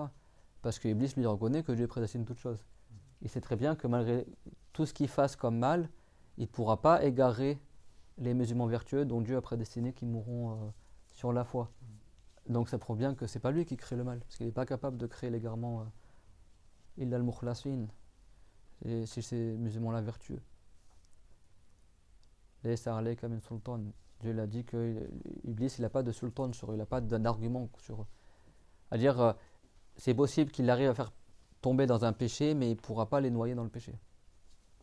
Et ça, Iblis il le sait, il l'a reconnu. Malgré ça, il a juré par Allah qu'il fera tout pour égarer les humains, mais ces gens-là, il sait qu'il ne pourra pas les égarer. Les savants, ils ont dit, lui, il connaît mieux la croyance musulmane que les Mu'tazila ou tels qu'eux qui disent soi-disant que Dieu ne crée pas le mal. C'est clair, mon tout le monde? Et tout ce qu'on apprend là, après, quand tu repenses à tout ça, quand tu adores Allah, tu adores avec ton cœur, il est là. Et l'islam, c'est pas que des actes apparents, mais si ton acte apparent, il est fondé sur aucune science, comment tu vas avoir la spiritualité forte dans ton cœur? Si tu sais même pas qui t'adore, tu sais même pas comment faire la prière. Quand tu fais la prière, on se dirige vers où dans la prière? Vers la Kaaba. Quand tu as appris que la Kaaba, tous les prophètes ont prié vers la Kaaba, ton amour et ta crainte envers Allah est grandi. Quand tu es devant la Kaaba, tu dis tous les prophètes ils ont prié, et tous les prophètes ont fait le Hajj. Tous les prophètes sont venus ici. Ton amour pour la Mecque et ta crainte de Allah augmente. Mais si tu le sais pas, tu le sais pas. Tu vas être dans le flou. Donc faut pas écouter ces ignorants-là, dire la spiritualité. Si tu n'as pas de pratique de l'islam, tu n'as pas de spiritualité. Ça, c'est que des nuages que le shaitan il te fait croire, Zarma, t'es là, spiritualité, etc. T'as rien du tout, t'es sur rien du tout. Si tu sais même pas qui est Allah, tu sais même pas comment faire la prière, tu sais même pas jeûner, etc. Quelle spiritualité tu as? La spiritualité, elle vient dans les actes d'adoration. Si toi, tu fais aucun acte d'adoration envers ton Seigneur, tu crois que tu auras une spiritualité? Les actes d'adoration, c'est en accomplissant ce que Dieu leur a donné. De prier, de jeûner, c'est comme ça. Quand toi, tu te prives de manger et de boire, parce que tu crois en Allah, parce que tu es soumis à Allah, tu dis même moi j'ai envie de manger et de boire, et j'arrête de manger et de boire parce que je veux obéir à mon Seigneur, parce que je crains mon Seigneur, ça veut dire que là tu as la spiritualité. Mais si tu fais ce que tu veux dans ta vie, tu dis mais moi dans mon cœur j'aime Allah, etc. Non, tu n'aimes pas Allah. Inna al-muhibba liman yuhibbu muti'u, comme elle a dit Rabi'a, la grande sainte, elle a dit celui qui aime quelqu'un lui obéit. C'est pas en désobéissant à Allah que tu auras la spiritualité. Mais ça, il y a beaucoup de gens, ils n'acceptent pas le fait que on est soumis à Allah, le fait que tu as des comptes à rendre à ton créateur. N'est-ce pas là, maintenant c'est un peu un sujet là sur les réseaux, là, ceux qui se plaignent de l'éducation africaine, bon, moi je rentre pas dans ça, mais il y en a, ils disent soi-disant que chez certains Africains, que Zarma, les enfants, ils sont redevables envers leur maman parce qu'elle les a mis au monde, donc du coup l'enfant il va donner de l'argent à sa mère, il va, soi-disant, c'est comme s'il doit payer le prix que sa mère elle l'a mis au monde. Et Allah Azza wa Jal, c'est pas lui qui a créé ta mère et ta vie et tout ce que tu as dans ta vie. T'as pas des comptes à lui rendre, t'as pas à le remercier. Les gens ils profitent comme ça à fond, ils nagent dans les délices et les bienfaits que Dieu leur a accordés, mais après ils ne veulent pas rendre des comptes à Allah. Après ils n'acceptent pas de se soumettre à Allah. Ah bah dans l'au-delà, tu verras après la mort, c'est qui va te juger. Comprenez ce que je veux dire? Allez, comment toi tu prends de tout ce que Dieu te donne et après tu ne veux pas remercier Allah? Alors c'est quoi cette ingratitude? Comment on appelle l'ingratitude en arabe? Al-kufr. Et comment on appelle le remerciement? Al-shukr. Celui qui est pieux, on dit qu'il est shakir. Celui qui est saint, on dit qu'il est shakur. Donc le prophète, qu'est-ce qu'il a dit? Afala akunu abadan shakura. Quand Raïcha a dit, mais n'est-ce pas que Dieu te pardonne tous tes péchés? Pourquoi tu fais autant de prières la nuit jusqu'à ce que tes pieds s'enflent? Le prophète l'a dit, ne serais-je pas un esclave qui remercie beaucoup son Seigneur, un esclave shakur? Je sais très bien que Dieu me pardonne. Les prophètes ont la certitude qu'ils ne seront jamais châtiés. Et pourtant, ils invoquent Allah pour qu'ils soient préservés de l'enfer. Et pourtant, ils invoquent Allah qu'ils soient préservés de l'enfer. Déjà pour nous enseigner à nous d'invoquer par cela, et aussi pour montrer leur soumission à Allah. Parce que si Dieu avait voulu, il aurait mis les prophètes en enfer. Les prophètes savent qu'ils n'iront pas en enfer. Et malgré ça, pour montrer qu'ils sont des esclaves de Allah, qu'ils sont soumis à Allah, ils disent Allahumma ajirna minan nar. Tellement ils ont la crainte de Allah. Alors qu'ils savent très bien qu'ils ne seront pas châtiés, malgré ça, ils ont peur du châtiment de l'enfer. Même si tu as vu le prophète en rêve, tu es sûr de mourir musulman. Et même si tu as visité la tombe du prophète et tu es sûr de mourir musulman, si tu avais visité avec une bonne intention en étant musulman avec l'argent halal, bon, alhamdoulilah, j'ai fait 4 fois la Umrah comme le prophète, j'ai visité plusieurs fois le prophète, je ne sais pas combien de fois, et j'ai vu le prophète en rêve, alhamdoulilah. Donc j'ai 2 fois la nouvelle de rentrer au paradis, Inch'Allah ta'ala. Malgré ça, je dis tout le temps, oh Allah, préserve-moi de l'enfer. Et j'ai jamais autant eu peur d'aller en enfer que maintenant. Donc, que dire des prophètes? C'est-à-dire que même si quelqu'un est sûr d'aller au paradis, il invoque Allah de ne pas aller en enfer, même s'il sait qu'il n'ira pas en enfer. Les prophètes savent qu'ils n'iront pas en enfer, et malgré ça, le prophète Mohammed disait Ihdina sirat al-mustaqim. Exprès, des fois, je dis des choses dans les cours juste pour que. Parce que c'est un. Comment dire? Des fois, tu fais part des bienfaits que Dieu t'a accordés, pas par prétention, mais pour faire plaisir aux musulmans déjà, et aussi pour que votre confiance, pour que nous, dans les cours, on soit heureux et qu'on ait confiance, etc. Il y a des choses que Dieu n'accorde pas aux ignorants. Si quelqu'un il est égaré, tant qu'il est égaré, il ne va pas voir le prophète en rêve, sauf si Dieu a prédestiné pour lui qu'il soit bien guidé. C'est clair, tout le monde?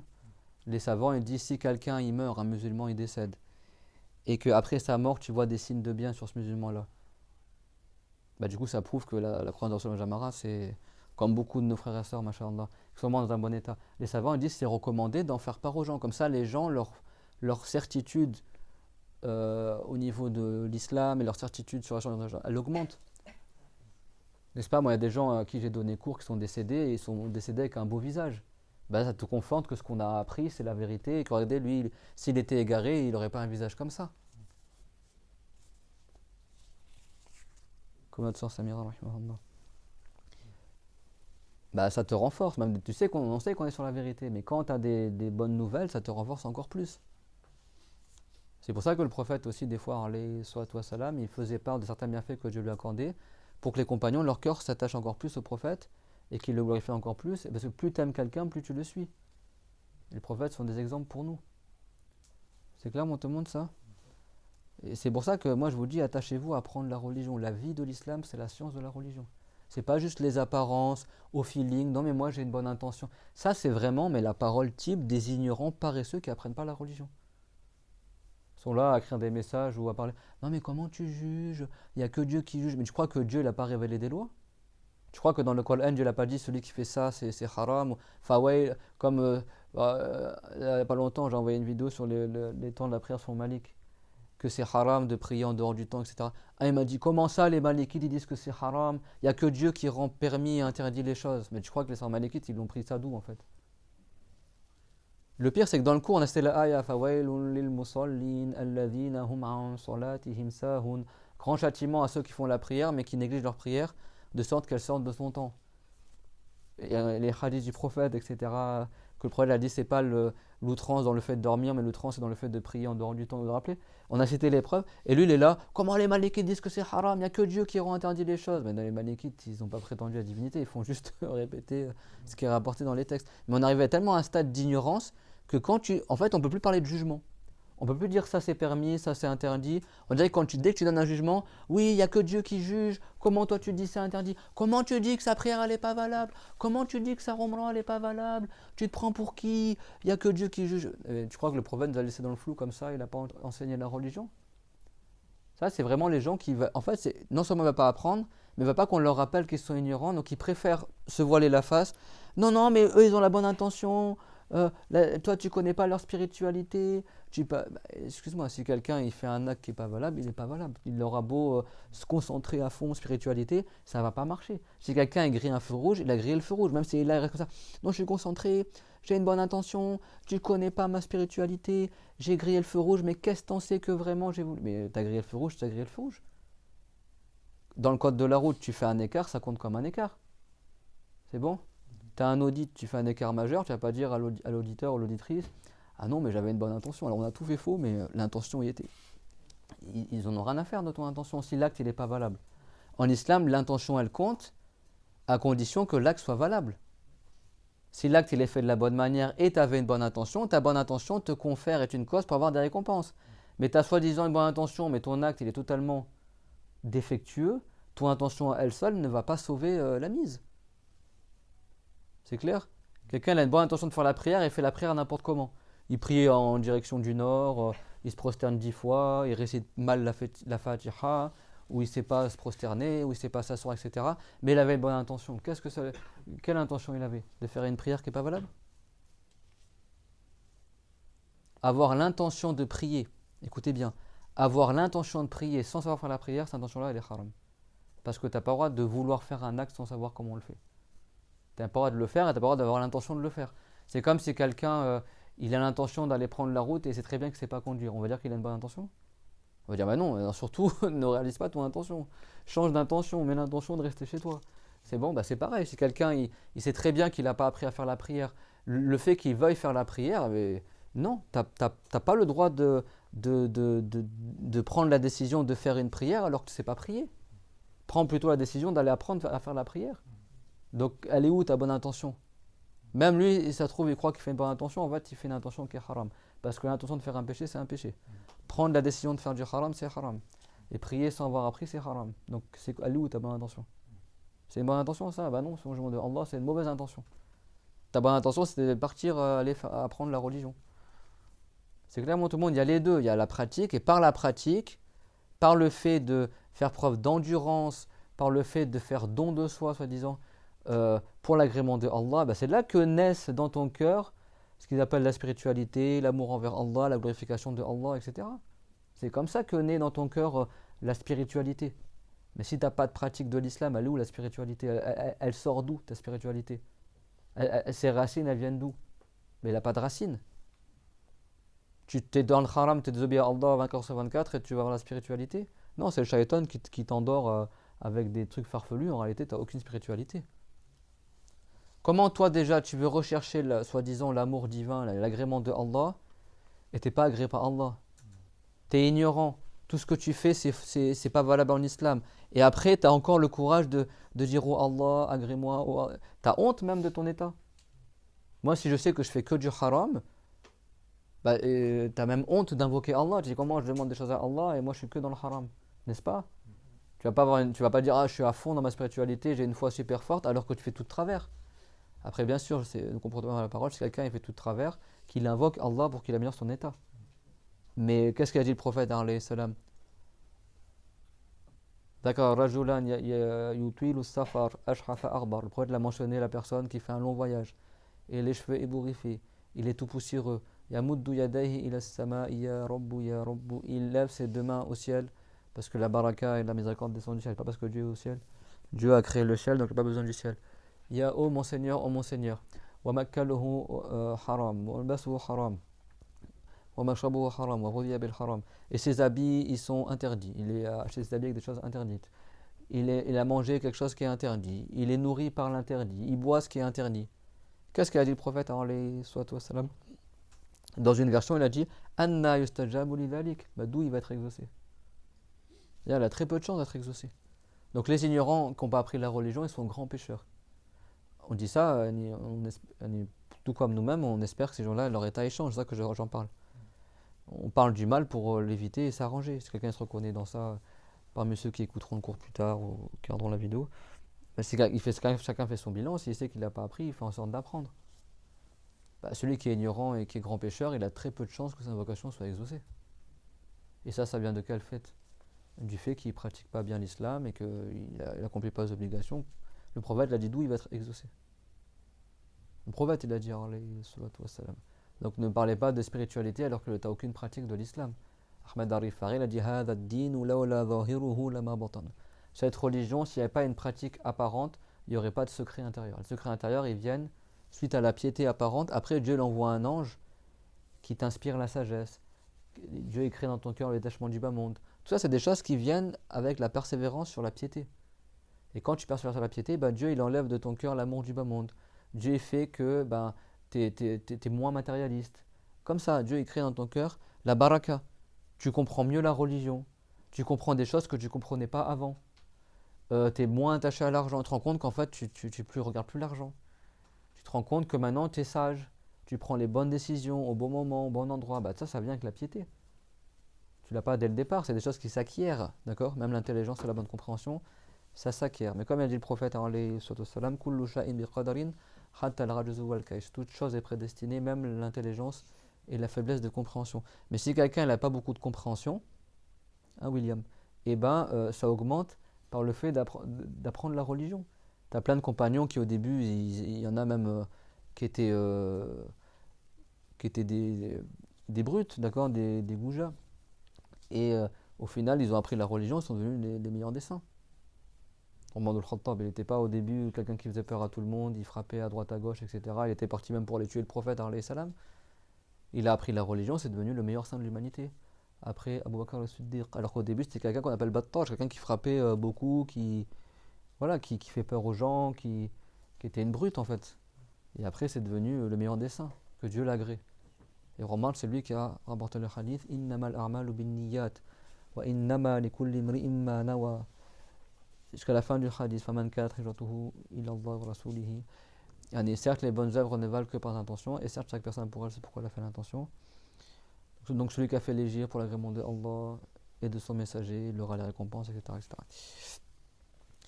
Sivatul rabi'atu al-wahdaniyya. Le quatrième attribut de Allah qu'on voit dans ce livre, c'est l'unicité. Dieu est unique. Quand on dit Dieu est unique, ça veut dire quoi, vous en rappelez?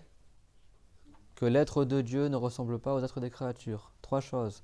Les attributs de Allah ne ressemblent pas aux attributs des créatures. Et l'acte de Allah, que le fait qu'il crée, ne ressemble pas à l'acte des créatures. Quand on dit que Dieu est créé, c'est-à-dire qu'il fait surgir du néant à l'existence qui n'existait pas. Pas comme nous, on crée, on fabrique. C'est clair, tout le monde? Et subhanallah, chaque vendredi, il me vient la fameuse question existentielle. Je sais pas, les gens, ils ont à chaque fois le même was-was. Là, juste avant le cours, je reçois une question. Est-ce qu'en islam, on a le droit de dire que quand quelqu'un est triste, c'est que Dieu qui crée la consolation dans le cœur de la personne, etc. C'est que Dieu qui soulage les tristesses. Est-ce qu'en islam, on a le droit de dire ça? Moi, je vous dis, les questions comme ça, franchement, ça fait peur. Je ne sais pas si je dois envoyer balader la personne ou si je dois... Enfin, en fait, des questions comme ça, moi j'ai répondu, j'ai dit, mais qui crée cela alors? Si c'est pas Dieu, qui le crée alors? Il n'y a que Dieu qui crée. Et il y a une remarque importante qu'un frère m'a dit tout à l'heure aussi, c'est qu'il y a beaucoup de gens, on a l'impression que pour eux, les créatures, c'est juste ce qui est matériel. La création, c'est tout ce qui est hormis Dieu. Les créatures, c'est tout ce qui est hormis Dieu. La lumière, c'est hormis Dieu, c'est créé par Allah. Ta pensée, c'est hormis Dieu, c'est créé par Allah. Que ça soit matériel ou immatériel. Que ça soit palpable ou impalpable. Que ça soit quelque chose de physique ou quelque chose de moral. Quelle que soit la chose. C'est autre que Dieu, c'est une créature. C'est Dieu, c'est Dieu. c'est autre que Allah, c'est une créature. Que ça soit les atomes, le message, le mail. Alors cette question-là, j'ai eu le droit quasiment à tous les sujets. On m'a posé pour la couleur du salon, on m'a posé pour les messages téléphoniques, on m'a posé pour nos volontés, pour nos actes. Là, la question du jour, la même question à chaque fois qui revient, et à chaque fois un numéro différent. Je sais pas, le shaitan, il met le même West à 15 personnes différentes. À chaque fois, en fait, je peux pas dire, parce qu'en fait, à chaque fois, c'est un nouveau message. C'est-à-dire que c'est un numéro qui n'est pas enregistré. Il n'y a qu'un seul message, c'est cette question-là. Et ça revient toutes les semaines avant le cours du vendredi. Donc c'est incroyable. Vraiment, cette question-là, je vais la voir 20 fois, sans exagérer, au moins 10 fois, avec un thème différent. Là, le thème d'aujourd'hui, c'était est-ce qu'on peut dire que Dieu, il crée la consolation de nos tristesses? Qui le crée alors? Allah Ta'ala, on l'appelle Al-Jabbar. Al-Jabbar a plusieurs sens en arabe. Ça veut dire soit celui qui est tout puissant et personne ne peut contredire sa puissance, sa volonté. Al-Jabbar, ça veut pas dire le tyran concernant Allah Azza wa Jalla. Al-Jabbar pour une créature, ça veut dire quelqu'un qui écrase les autres. Pour Allah, c'est un éloge. Pour une créature, c'est un blâme. Pour Allah, ça veut dire celui qui est tout puissant, personne ne peut contrer sa volonté. D'accord? Et aussi Jabbar dans le sens, Al-Jabbar en arabe, ça veut dire le fait de combler quelque chose. Et donc Al-Jabbar, celui qui comble beaucoup, c'est-à-dire celui qui comble nos chagrins et nos tristesses, c'est aussi parmi les significations du nom de Allah, Al-Jabbar. C'est clair? Bah, la tristesse, qui c'est qui le crée? C'est Allah. La consolation, qui c'est qui le crée? C'est Allah. Dieu l'a dit, Hal min khaliqin ghayrullah, y aurait-il un créateur autre que Allah? Dieu l'a dit, Afaman yakhluq kaman la yakhluq, est-ce que celui qui crée, il est comme celui qui ne crée pas? Et Dieu l'a dit, Wa khalaqa kulla shay, et il a créé toute chose. Et il a dit, Hal min khaliqin ghayrullah, y aurait-il un créateur autre que Allah? Et il a dit, Huwa Allahul khaliqul bari'u, c'est lui Allah qui est le créateur et le bari, qui veut dire aussi le créateur. Et Dieu l'a dit, La ilaha illahu, il n'y a pas autre Dieu que lui. Et je sais pas moi, la base de l'islam, c'est quand même de dire qu'il n'y a qu'un seul Dieu, c'est Allah, il n'y a qu'un seul créateur, c'est Allah.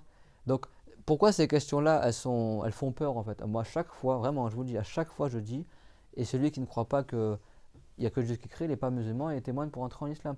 Parce que les gens, comme des fleurs, ils t'envoient ces questions-là. La sœur, je ne sais même pas si c'est une sœur, mais bon, voilà. Et la personne, elle m'envoie cette question-là. Je lui ai dit, qui crée alors si ce n'est Allah? Il n'y a qu'un seul créateur, c'est Allah. Celui qui croit qu'il y a autre que Dieu qui crée, il n'est pas musulman, il doit revenir en islam par attestation de foi. Et il me répond, donc j'en déduis que ma réponse c'est oui. Bah oui, la réponse c'est oui, c'est Dieu qui crée cela. Mais en fait, la personne comme une fleur. Je vous remercie, que Allah vous bénisse. Mais en fait, je ne sais même pas quoi dire. Je dis, bon, je pense le bien, peut-être la personne. Mais en fait, le fait de poser la question dans un cadre de doute, c'est de la mécréance en fait. La personne n'est pas musulmane. Je remarque que dans l'espoir que les gens sont concernés, ils entendent la parole que je dis maintenant. Si quelqu'un, lui, il doute, est-ce qu'il y a vraiment que Dieu qui crée nos consolations? Ou est-ce que la créature... Alors oui, les créatures sont des causes. Il ne faut pas confondre les causes et les créateurs. Nous, il y a des causes. Bien sûr, t'es triste, ta maman, elle te donne une belle parole, ça te console. Oui, ta mère a été une cause pour être consolée. Mais qui a créé la consolation dans ton cœur? C'est Allah. Preuve en est, c'est que des fois, tu es tellement triste, tes amis sont là, non mais pleure pas, ne sois pas triste, toi tu veux rien entendre, tu continues à être triste, n'est-ce pas? Il y a des gens, ils sont déprimés, qu'est-ce qu'ils font? Ils mangent un chocolat. Après, ça va mieux. Ça a été une cause. Le chocolat, il n'a rien créé du tout. C'est Dieu qui a créé dans ton cœur la consolation. Et il y a des gens, ils sont tristes, ils mangent 3 boîtes de chocolat, ils deviennent boulimiques, tout ça, ils mangent, et ils ne sont pas consolés. Le chocolat a une cause, c'est bon? Il y a des gens, t'as beau leur dire 1000 et une paroles, ils ne trouvent pas consolation. Il y a des gens, un simple sourire, ça les console. Il y a plein de ayats dans le Coran qui ont été révélés pour consoler le prophète Mohammed, parce qu'il a eu des grandes tristesses et des grands malheurs. Et Allah Ta'ala dans le Coran, bien sûr le prophète il patiente, il n'est pas comme nous, mais c'est un humain, son cœur il est plus sensible que nous. Et donc Dieu, souvent dans le Coran, il révélait qu'est-ce qui est arrivé au prophète avant lui pour le consoler. Ton peuple et ton fait ça, mais sache que Moussa aussi lui ont fait ça, et ci, et ça, et Nour, etc. Et c'est ce qu'on appelle tasliya en arabe, ça ne veut pas dire ici divertissement. Tasliya là-bas, c'est quand tu consoles quelqu'un qui est triste. Et il y a beaucoup d'histoires dans le Coran qui ont été révélées pour consoler le prophète. Ça ne veut pas dire que lui, il était désespéré. Mais c'est-à-dire le fait que tu saches que des prophètes avant toi, qui avaient un moindre degré que toi, ont des fois subi des nuisances plus que toi. N'est-ce pas? Le prophète Mohammed alayhi salam, des fois son peuple le châtiait, lui faisait du mal, et il disait Rahimallahu Moussa, faqad ibtuliya bi akthar min zalik wa sabar. Il disait par exemple que Dieu il fasse miséricorde à Moussa, il a subi plus de nuisances que ça, et malgré ça il a patienté. Tu vois, il faisait des invocations même pour les autres prophètes, parce qu'il savait que les autres prophètes aussi, ils ont subi, tous les prophètes ont subi des nuisances dans l'appel à l'islam. Et le prophète, bah, des fois quand il subissait une nuisance, ça lui rappelait telle nuisance que tel prophète a subi aussi. Donc du coup, il a invoqué pour le prophète, et dit, ah bah Moussa, il a eu aussi une épreuve comme ça, etc. Et ça, pour nous, c'est déconseillé de dire que Dieu fasse miséricorde. Parce que ça laisserait croire qu'un prophète, il a eu un péché. Mais le prophète Mohammed, lui, il pouvait invoquer comme ça. C'est rapporté dans le Bukhari, il disait que Dieu, il fasse miséricorde à Moussa. C'est bon? Il invoquait... Ça, cette compassion-là, parce que les prophètes sont les plus éprouvés des gens. C'est ça que ça veut dire un Dieu unique par son acte. Il n'y a que Dieu qui crée. Ça, c'est la base de l'islam. Donc oui, on est des causes. C'est-à-dire que le fait qu'un être humain y participe à te consoler, c'est une cause. Ça veut dire que lui, c'est ça le danger, moi, ces questions-là, vraiment. Tu sais même pas dans quel sens le prendre, en fait. Parce que si quelqu'un a la bonne croyance, bah pourquoi tu poses la question? Comprenez? Il y a des questions, le fait que tu la poses, ça prouve que tu n'es pas musulman, en fait. Comprenez ce que je veux dire? Et si quelqu'un il est dans le doute, en fait, la réponse, c'est même pas de dire oui, c'est de dire témoigne pour entrer en islam. Et cette question-là, je l'ai perçue une fois, deux fois, trois fois, n'est-ce pas? Ceux qui sont avec moi, et chaque semaine, il y a cette question-là qui revient. C'est incroyable quand même, et chaque fois, on fait le rappel. Ça veut dire que les gens, ils ont besoin d'entendre ça, parce que les gens aujourd'hui, je ne sais même pas s'ils comprennent ça veut dire quoi que Dieu, c'est le seul créateur. Beaucoup, ils sont perdus, je sais pas, en français, il faut... Mot créé, les gens ils comprennent plus, ça veut dire quoi? Les créatures, c'est pas que les animaux et les nuages et les arbres et les pierres. Les créatures, c'est aussi tes pensées, tes intentions, tes rêves, ce qui est matériel, immatériel, abstrait, concret, tout ce qui est hormis Dieu. Et ça, c'est la base de l'islam. Si quelqu'un ne croit pas en ça, il n'est pas musulman. Il n'est pas musulman. Si c'est pas Dieu qui crée... Alors, il y a deux choses dans cette question-là. Déjà, si tu crois qu'il y a autre que Dieu qui crée le regret, qui crée la consolation, c'est que tu es mouchrik. Tu adores autre que Allah. Enfin, tu crois qu'il y a un autre Dieu que Dieu. C'est bon. Deuxièmement, si tu crois que l'esclave ou la créature participe soi-disant avec Dieu pour te consoler, c'est-à-dire qu'il y a certaines tristesses, c'est Dieu qui te console, et d'autres tristesses, ce sont des créatures qui créent la consolation en toi, ça veut dire que tu prétends que les créatures, elles partagent l'attribut de Allah. Dieu, il est Al-Jabbar. C'est-à-dire qu'il n'y a que lui qui crée la consolation. Il y a des gens, ils sont inconsolables. Tu auras beau leur parler 3 heures à 4 heures du matin, n'est-ce pas? Il y a des gens comme ça. Il y a des gens qui m'ont posé des questions pour vous dire le niveau aussi de notre époque. La sœur, elle vit toute seule avec son chat, etc. Son chat est mort. T'as beau lui dire 15 000 choses, etc. Elle est inconsolable parce que voilà, elle vit avec son chat, elle ne supporte pas la mort de son chat. Est-ce qu'il sera avec moi au paradis? Est-ce que si? Est-ce que ça? Etc. Non, il y a des sœurs, vraiment, tellement elles sont seules, elles ne sont pas mariées, je sais pas moi, toute leur vie, elles tournent autour de leur chat. Le chat, il meurt, un chat, il vit pas 100 ans. Hein. Le chat, il meurt, elle est inconsolable, la sœur. Et 2 fois, on pose la question pour 2 sœurs différentes. Inconsolable. Je sais pas quoi lui dire, etc., etc., etc., etc. Bah, pour un chat. Elle pleure pour le décès du prophète Mohammed, pleure pour les savants qui meurent aujourd'hui les uns après les autres, et que l'ignorance se propage. Après, quand tu parles du prophète, peut-être elle va pas pleurer, mais pour son chat, elle va pleurer. Bah, il n'y a que Dieu qui crée la consolation. Si quelqu'un a vraiment appris la religion et il met les choses à leur place, les épreuves, elles deviennent plus faciles. N'est-ce pas? Si ton cœur, il pleure pour un chat, mais il pleure pas pour le prophète Mohammed, remets-toi en question. Remets-toi en question. Vous savez qu'il y a plus de 10 ans, quand j'étais à la Umrah, on est parti à un endroit vers Médine, il y avait des chameaux, donc on a monté sur les chameaux, on a essayé, etc. Après, on a pris un téléphone, c'est à l'époque, c'était avant les téléphones tactiles aujourd'hui. On a mis un madir du prophète, on a fait écouter au chameau. Le chameau, wallah, al-azim, j'ai même pris en photo, je crois que j'ai même filmé, il pleurait. Mais vraiment, il pleurait, son œil a commencé à mouiller, c'est dans des yeux comme ça, hein, les chameaux. Et les larmes, elles coulaient, mais tu sais, ça tombait carrément, tu vois. Pourtant, il a de la fourrure, hein, ça faisait comme ça, une trait noire comme ça sur son pelage, tellement il a pleuré. Ça commençait à mouiller comme ça, à déborder, et les larmes, c'est pas juste une petite mouillette, c'est les larmes, elles coulaient, ça coulait quoi. Le chameau, juste parce qu'il entendait l'éloge du prophète Mohammed, c'est pas tous les chameaux comme ça. Mais tu as certains chameaux qui descendent d'un chameau qui était à l'époque du prophète, Et ces chameaux-là, quand ils entendent l'éloge du prophète, ils pleurent. Même tu chantes un madir devant lui, le chameau, il pleure. Mais il pleure vraiment, quoi. C'est pas, c'est une illusion d'optique. Tu vois vraiment les larmes couler. Un chameau, qui n'a ni science, ni intelligence, Dieu a créé en lui la sensibilité. À l'époque du prophète, un tronc d'arbre, il a pleuré pour le prophète Mohammed. Des gens, ils pleurent pour leur chat, ils pleurent pas pour le prophète Mohammed. Moi, je connais des sœurs, elles entendent les madirs, elles pleurent. Certaines personnes, elles entendent parler du prophète, ils pleurent. Et ça, comment ça, c'est en ayant l'amour pour le prophète, en le connaissant, etc. etc. Donc, comment t'es consolé? C'est Dieu qui crée la consolation. Abu Bakr al-Siddiq, il est resté calife environ 2 ans. Il est mort 2 ans. Abu Bakr n'a pas été assassiné. Hein. C'est vrai que les fitnas, les corruptions, elles ont commencé dans la communauté du prophète Mohammed à partir que Rothman il a perdu la bague du prophète dans le puits de Haris. Ça a commencé par après Rothman il s'est fait tuer. Après, il y a des gens qui ont voulu venger la mort de Rothman. Ils sont partis en guerre contre l'imam Ali. L'imam Ali aussi, au final, il se fait tuer. Son fils Al-Hassan, après son fils Al-Hussein s'est fait tuer aussi. Après, c'est là où il y a eu plein de corruption. Après, Banu Umayya, ils ont pris le pouvoir. Ça a été des califats injustes pendant des années et des années. Il y a eu plein de meurtres, plein de guerres civiles. Et jusqu'à maintenant, c'est la corruption. Avant, c'était pas comme ça. C'est comment elle est décédée, ou se dire. C'est comment elle est morte, la fille du prophète, Fatima. Elle est morte 6 mois après le prophète Mohammed. Comment elle est décédée? De tristesse. Elle n'a pas supporté la mort de son père. Elle est morte 6 mois après lui. Abu Bakr al-Siddiq, comment elle est décédée? De tristesse. Il n'a pas supporté le décès du prophète. Son foie, il s'est consumé. Pendant 2 ans, il était triste. Il a fait tout son travail. Il a fait des batailles contre les apostats. Il a mis un bon califat. Il a rétabli l'ordre après le décès du prophète. Il a fait ce qu'il devait faire. Il est resté que 2 ans. Après, il est décédé. Pendant 2 ans, son foie il se consumait. À la fin, ils ont senti l'odeur du brûlé. Après, son foie a tellement de tristesse. On dit se faire de la bile.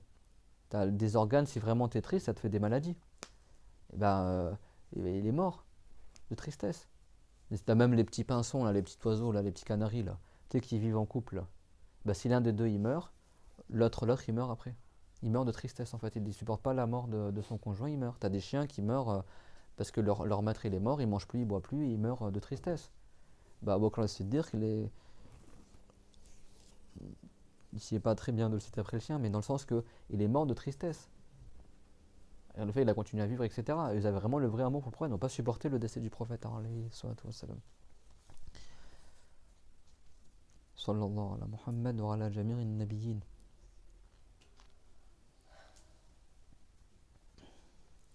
Sallallahu alayhi wa sallam. Donc il n'y a que Dieu qui crée la joie et la tristesse, la consolation et la non-consolation. C'est ça qu'on appelle le tawhid, que Dieu est unique. Si quelqu'un ne croit pas en cela, il n'est pas musulman. C'est ça que ces questions-là que les gens ils me posent, pour moi la personne elle est... je lui ai mis un message, et si quelqu'un croit qu'il y a un autre créateur que Allah, il n'est pas musulman. Mais en fait c'est pour dire, mais rien direct à la personne, témoigne pour entrer en islam. Tes questions-là, je sais pas de quelle manière il la pose, t'as compris ou pas? Je veux dire, peut-être que la personne, elle le sait déjà, mais juste, des fois, tu sais la bonne croyance, mais tu as besoin de quelqu'un qui te le répète. Je dis, Inch'Allah, que c'est ça son état. Mais je veux dire, la question ne se pose pas. Et les gens, ils sont contents de te poser la question et contents et te remercient quand tu envoies la réponse. En mode, comme c'était normal. C'est pas normal de poser des questions comme ça. C'est pas normal. À dire qu'il y a une maladie en France qui est l'ignorance. Si on reçoit, alors si c'est une personne, tu dis que Dieu la guide. Mais là, c'est chaque semaine, je reçois une question comme ça, n'est-ce pas? Ça fait combien de temps qu'on parle de ce sujet-là? Chaque semaine, je reçois une question comme ça, et à chaque fois un numéro différent. Ça veut dire qu'il y a vraiment, je sais pas, c'est propagé chez des gens qui sont croyants musulmans, qui sont là, et en fait, de quelle manière tu poses la question? Le fait de poser des questions là, c'est que tu as maladie du cœur. Ça veut dire que tu ne connais pas la foi musulmane. Les gens qui posent des questions comme ça ne sont pas musulmans, je vous le dis direct. Les gens qui posent des questions comme ça, est-ce que c'est valable de dire en islam qu'il n'y a que Dieu qui crée la consolation, ou que c'est que Dieu qui nous console, etc. Qui te console alors? Les créatures, elles le font que par la volonté de Allah Azza wa Jal. Quelqu'un qui te pose, est-ce que c'est valable de dire qu'en islam, que c'est Dieu qui crée le message téléphonique ou le texto que tu reçois, ou c'est Dieu qui crée tes pensées? Qui le crée alors? Qui le crée alors? Si ce n'est pas Allah, c'est qui? Hal min khaliqin ghayrullah? Y aurait-il un créateur autre que Dieu? C'est Dieu qui te dit ça dans le Coran. Y aurait-il un créateur autre que Allah? C'est quoi vous comprenez? En islam, on est jugé aussi sur la conséquence de nos paroles. Si la résultante de ta parole, elle revient à dire que tu ne crois pas en Allah, bah, c'est comme si tu avais dit je ne crois pas en Allah. Si toi tu poses la question, est-ce que c'est valable de dire qu'il n'y a qu'un seul Dieu? La question se pose de la part d'un musulman. Dire la résultante de ta parole, dire que toi tu n'as pas la certitude qu'il n'y a qu'un seul Dieu. Et bien ces questions-là, ça revient à dire ça. Si quelqu'un me pose la question, est-ce que c'est valable en islam de dire que c'est Dieu qui crée nos sentiments? On me l'a déjà posé cette question-là. Mais en fait, qui crée tes sentiments? Ce n'est Allah Azza wa Jal. La base de l'islam, c'est qu'il n'y a qu'un seul créateur, c'est Allah. Je sais pas, ce sujet-là, on va en parler jusqu'à quand. Mais moi, ça te cause un effroi en fait. Tu reçois le texto, tu dis, mais en fait, la personne, je sais pas. Et même si la personne, elle a une bonne croyance, en fait, il y a des questions, si tu les poses, t'es pas musulman. Si la question, elle montre que toi, tu es incertain de la croyance de l'islam, le simple fait de poser la question, tu sors de l'islam. Tu sors de l'islam. Et ça, c'est dans le Coran. Thumma lam yartabu. Et ils n'ont pas douté. Parce que si quelqu'un te pose la question, je sais pas, hein, après moi je pense le bien, mais si quelqu'un te pose la question, est-ce qu'on peut dire ça en islam? Ça veut dire, mais la personne, elle croit quoi en fait? Si elle est même pas sûre qu'on peut dire ça ou pas. Je sais pas si vous imaginez. Quelqu'un, il vient te voir et te dit, est-ce qu'on peut dire en islam qu'il n'y a que Dieu qui crée la consolation de nos chagrins? On dit quoi alors en islam?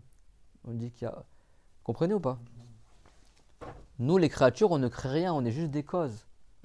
Par le biais de ta mère ou par le biais de ton chat, tu vas être consolé d'une tristesse. Par le biais du gâteau au chocolat, tu vas être consolé. Mais c'est Dieu qui l'a créé. Si quelqu'un ne croit pas ça, il n'est pas musulman. Et c'est pas l'extrémisme, c'est simplement la réalité. La base de l'islam, c'est la ilaha illallah. Il n'y a qu'un seul Dieu, c'est Allah. Ça veut dire quoi? Dieu, c'est-à-dire celui qui a la puissance de créer. Religieusement parlant, Allah, c'est-à-dire celui qui a la puissance de créer. Si quelqu'un croit que autre que Allah a la puissance de créer, eh ben, il n'est pas sur la ilaha illallah. S'il n'est pas sur la ilaha illallah, ben, il est sur une autre religion que l'islam. Il n'est pas sur l'islam, mais sur une autre religion que l'islam. C'est clair? Et c'est grave. Ces gens-là qui posent ces questions-là, ça prouve qu'ils n'ont pas la foi. C'est horrible. C'est horrible en fait. Ça prouve qu'ils n'ont pas la foi. Là, il y a, je sais pas, combien de 10 personnes. À chaque fois, je les screen et je les envoie à certaines. Je regarde la question. Tellement c'est aberrant en fait. Il y a des questions, tu n'as pas le droit de les poser. L'islam, c'est pas open space. Tout ce qui te passe par l'esprit, tu le poses. Il y a des questions, si tu la poses, ça prouve que tu n'es pas musulman. Ça prouve que tu n'es pas musulman. C'est quand quelqu'un te dit, est-ce qu'en islam, on a le droit de dire que Dieu je sais pas moi, que Dieu est dans le ciel? Celui qui pose cette question-là, il ne connaît pas la croyance de l'islam. Si quelqu'un te dit, est-ce qu'en islam on a le droit de dire que le prophète Mohammed, c'était pas un prophète? Le simple fait de poser la question, ça montre que tu n'es pas musulman. Parce que le musulman, il sait que Dieu, il n'est pas quelque part, et il sait que le prophète Mohammed, c'est un prophète. Comprenez ce que je veux dire? Si la question, elle prouve que tu n'es pas sûr de la croyance musulmane, bah, cette question-là, le simple fait de la poser, c'est de la mécrance. Et moi, je vous dis, combien de textos je reçois où les gens ils te posent des questions, tu trembles quoi, tu dis, mais en fait la réponse, à chaque fois je dis, bah celui qui ne croit pas en ça, il n'est pas musulman en fait. Je donne la réponse, mais après je dis, et celui qui ne croit pas en ça, il n'est pas musulman. C'est-à-dire qu'il y a combien de gens en France qui se croient musulmans, ils ne maîtrisent même pas la base de la croyance et ils ne sont pas musulmans. Ils ne sont pas musulmans.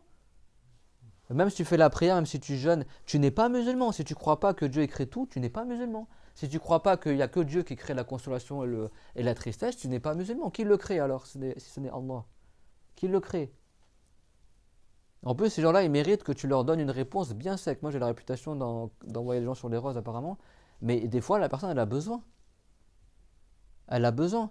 Tu crois que tu vas être comme ça, à caresser dans le sens du poil, la personne, elle ne sait même pas que Dieu écrit tout, tu vas lui répondre quoi? Comme Dieu l'a dit, Afaman yakhluq kaman la yakhluq. Est-ce que celui qui crée, il est comme celui qui ne crée pas? Moi, j'ai appris l'explication du Coran. Les réponses, on les tire du Coran aussi. Il y a un créateur autre que Allah. C'est ça que Dieu l'a dit. Hal min khaliqin ghayrullah. C'est ça que tu vas dire à ces gens-là. Pose des questions. Est-ce que Dieu écrit les messages? Est-ce qu'il y a un créateur autre que Allah? Ces gens-là, quelqu'un, il n'est pas musulman. Et il se croit musulman. Tu as envie de lui dire, mais réveille-toi. Réveille-toi. Je sais pas, moi, un enfant, je sais pas, les enfants, n'est-ce pas? Un enfant qui a appris dans une famille qui connaît la religion, à 5 ans, il sait que Dieu écrit tout. À 6 ans, je sais, moi je connais des enfants 5 ans, il sait très bien que Dieu écrit tout. Tu dis Dieu dans le ciel, il dit ah non, Dieu n'est pas dans le ciel parce que Dieu a créé le ciel, ils le savent. C'est-à-dire ça que Dieu est unique. C'est clair? Pourtant, c'est connu que Dieu est unique, mais il y a des gens, en fait, ils n'ont pas compris ça veut dire quoi. C'est pour ça que moi, je vous dis quelque chose. Il y a des gens, ils prennent des cours pendant des années, et même des cours sur la croyance, et ils ne sont pas musulmans. Parce qu'en fait, ils n'ont jamais compris ça veut dire quoi, que Dieu est unique, ou que Dieu n'est pas un corps. Et moi, je connais des gens qui prenaient des cours sur la croyance, tout ça, normal, etc.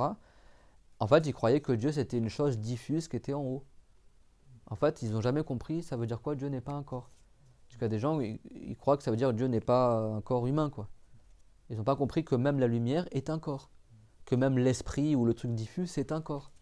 Donc quand on dit que Dieu n'est pas un corps, ça ne veut pas dire juste que Dieu n'est pas un solide, un volume palpable. Ça veut dire aussi que Dieu, ce n'est pas une sorte d'entité comme ça qui flotte dans les airs ou une sorte de lumière ou un truc qui nous surplombe par en haut et qu'on n'arrive pas à imaginer, mais c'est une sorte de substance comme ça. Si quelqu'un croit que Dieu est une substance, il n'est pas musulman. Comprenez ce que je veux dire? C'est ça aussi la compréhension. C'est pas juste de prendre des cours, c'est de comprendre aussi les cours. La lumière est une créature, l'idée est une créature, l'esprit est une créature. Dieu n'est pas un esprit, Dieu n'est pas une âme. Il y en a qui croient que Dieu c'est une âme. Non, l'âme elle est créée. C'est clair, moi, tout le monde? Donc ça signifie que Allah tabaraka wa ta'ala n'a pas de second. Donc quand on dit Dieu est unique, ça veut dire tout ce qu'on a cité, c'est bon? Ça veut dire quoi? C'est qu'il n'a pas de second. Ça veut dire quoi il n'a pas de second?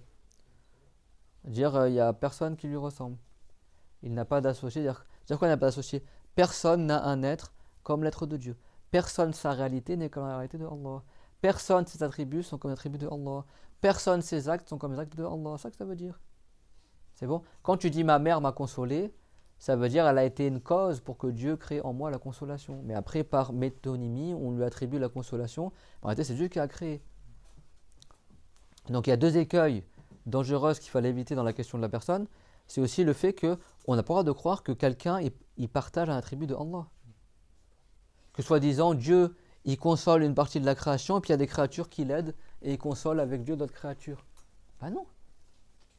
C'est clair, tout le monde? Personne ne partage l'attribut de Allah. Dieu est le créateur de la consolation. C'est quoi, c'est quoi le nom de Allah qui dit cela? C'est Al-Jabbar. Et d'autres aussi, c'est bon? Al-Jabbar. Ça prouve que Dieu a pour attribut le fait de consoler les créatures. C'est un attribut de Allah. C'est-à-dire que Dieu il crée la consolation dans le cœur des créatures. Cet attribut-là, il n'y a que Dieu qui l'a. Toi, tu ne l'as pas. Tu fais l'Écosse pour consoler quelqu'un, des fois ça marche, des fois ça marche pas. Pourquoi des fois ça marche, des fois ça marche pas? Parce que c'est pas toi qui le crée, ni personne, si ce n'est Allah. Et donc ça n'aura lieu que si Dieu l'a voulu. Parce que c'est lui Al-Jabbar, c'est pas toi.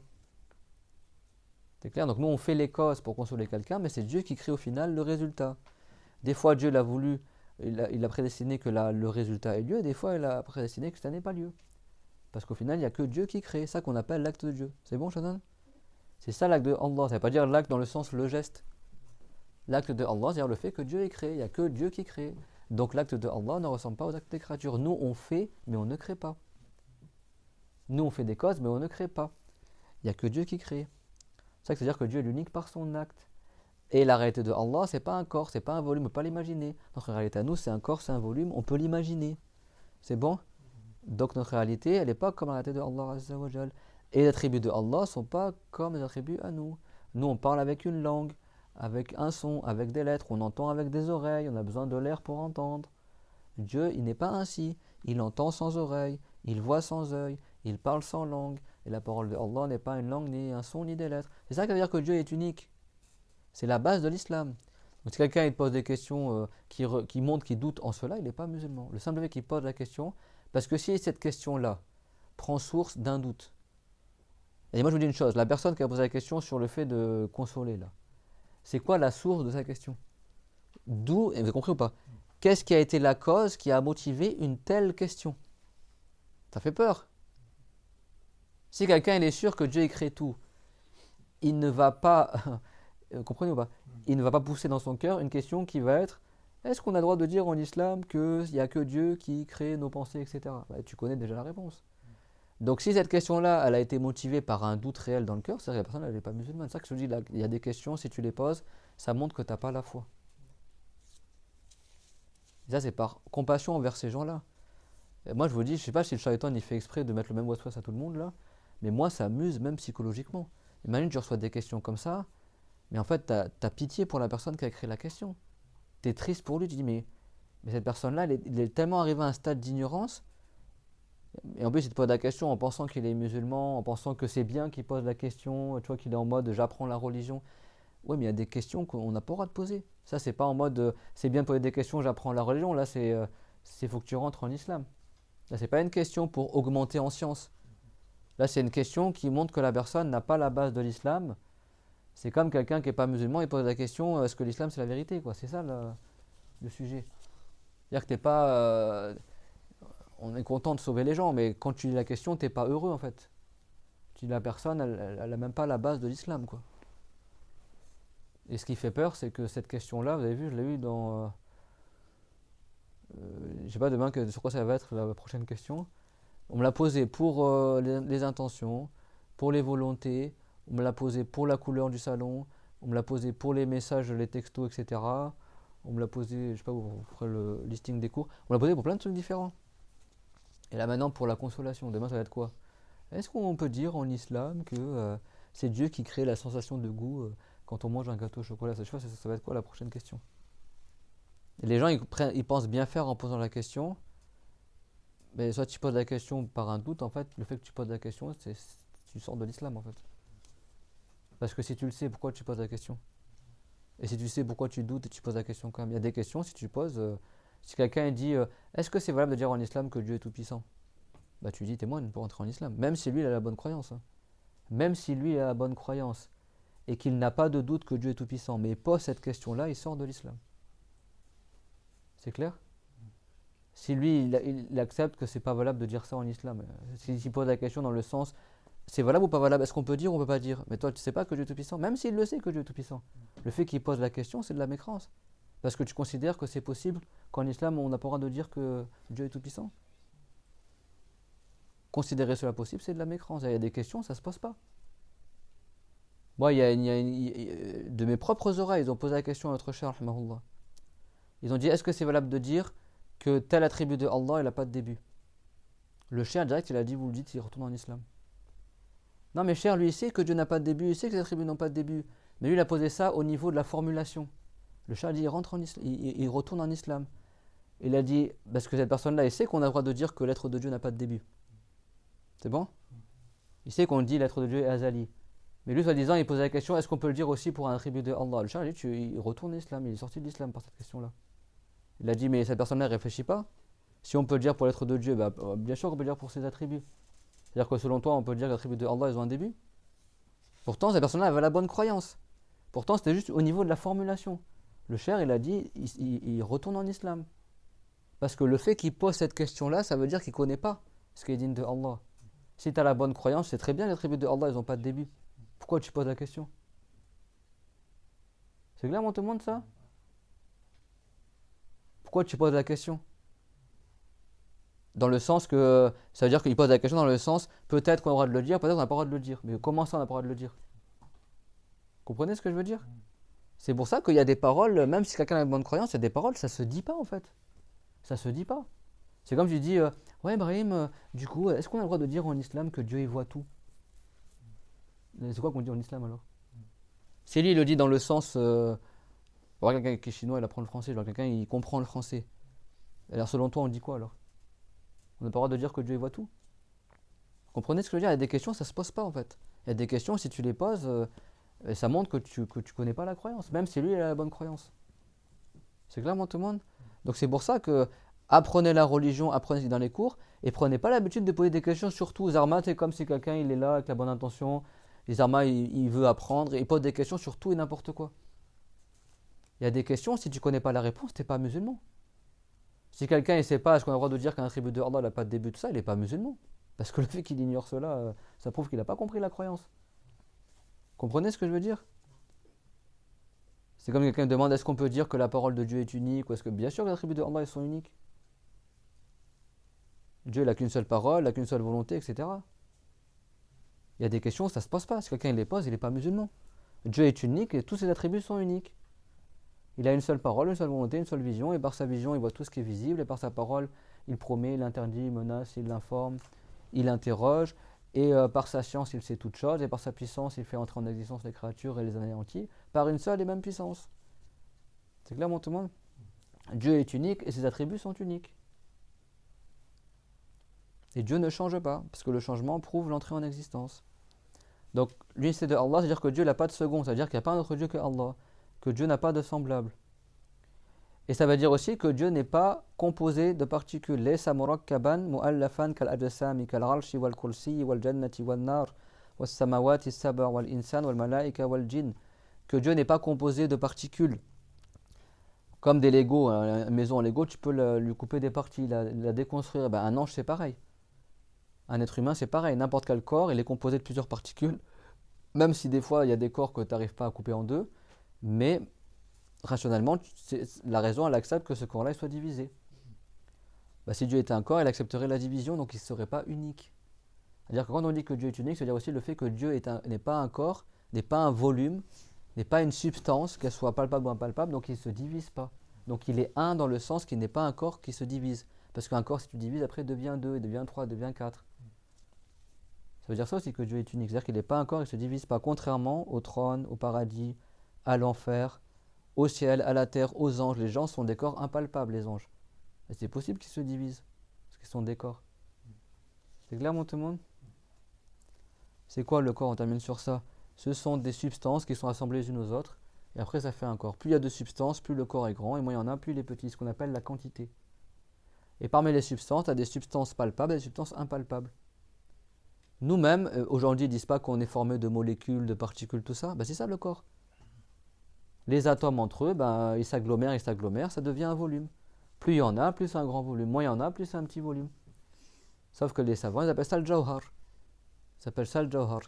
Et le jawhar al-fard, la plus petite substance, c'est plus petit encore que l'atome. Parce que l'atome lui-même est composé de noyaux et d'électrons, si l'atome existe vraiment. C'est-à-dire que l'atome en lui-même est déjà un corps. C'est un volume avec un noyau et des électrons, etc.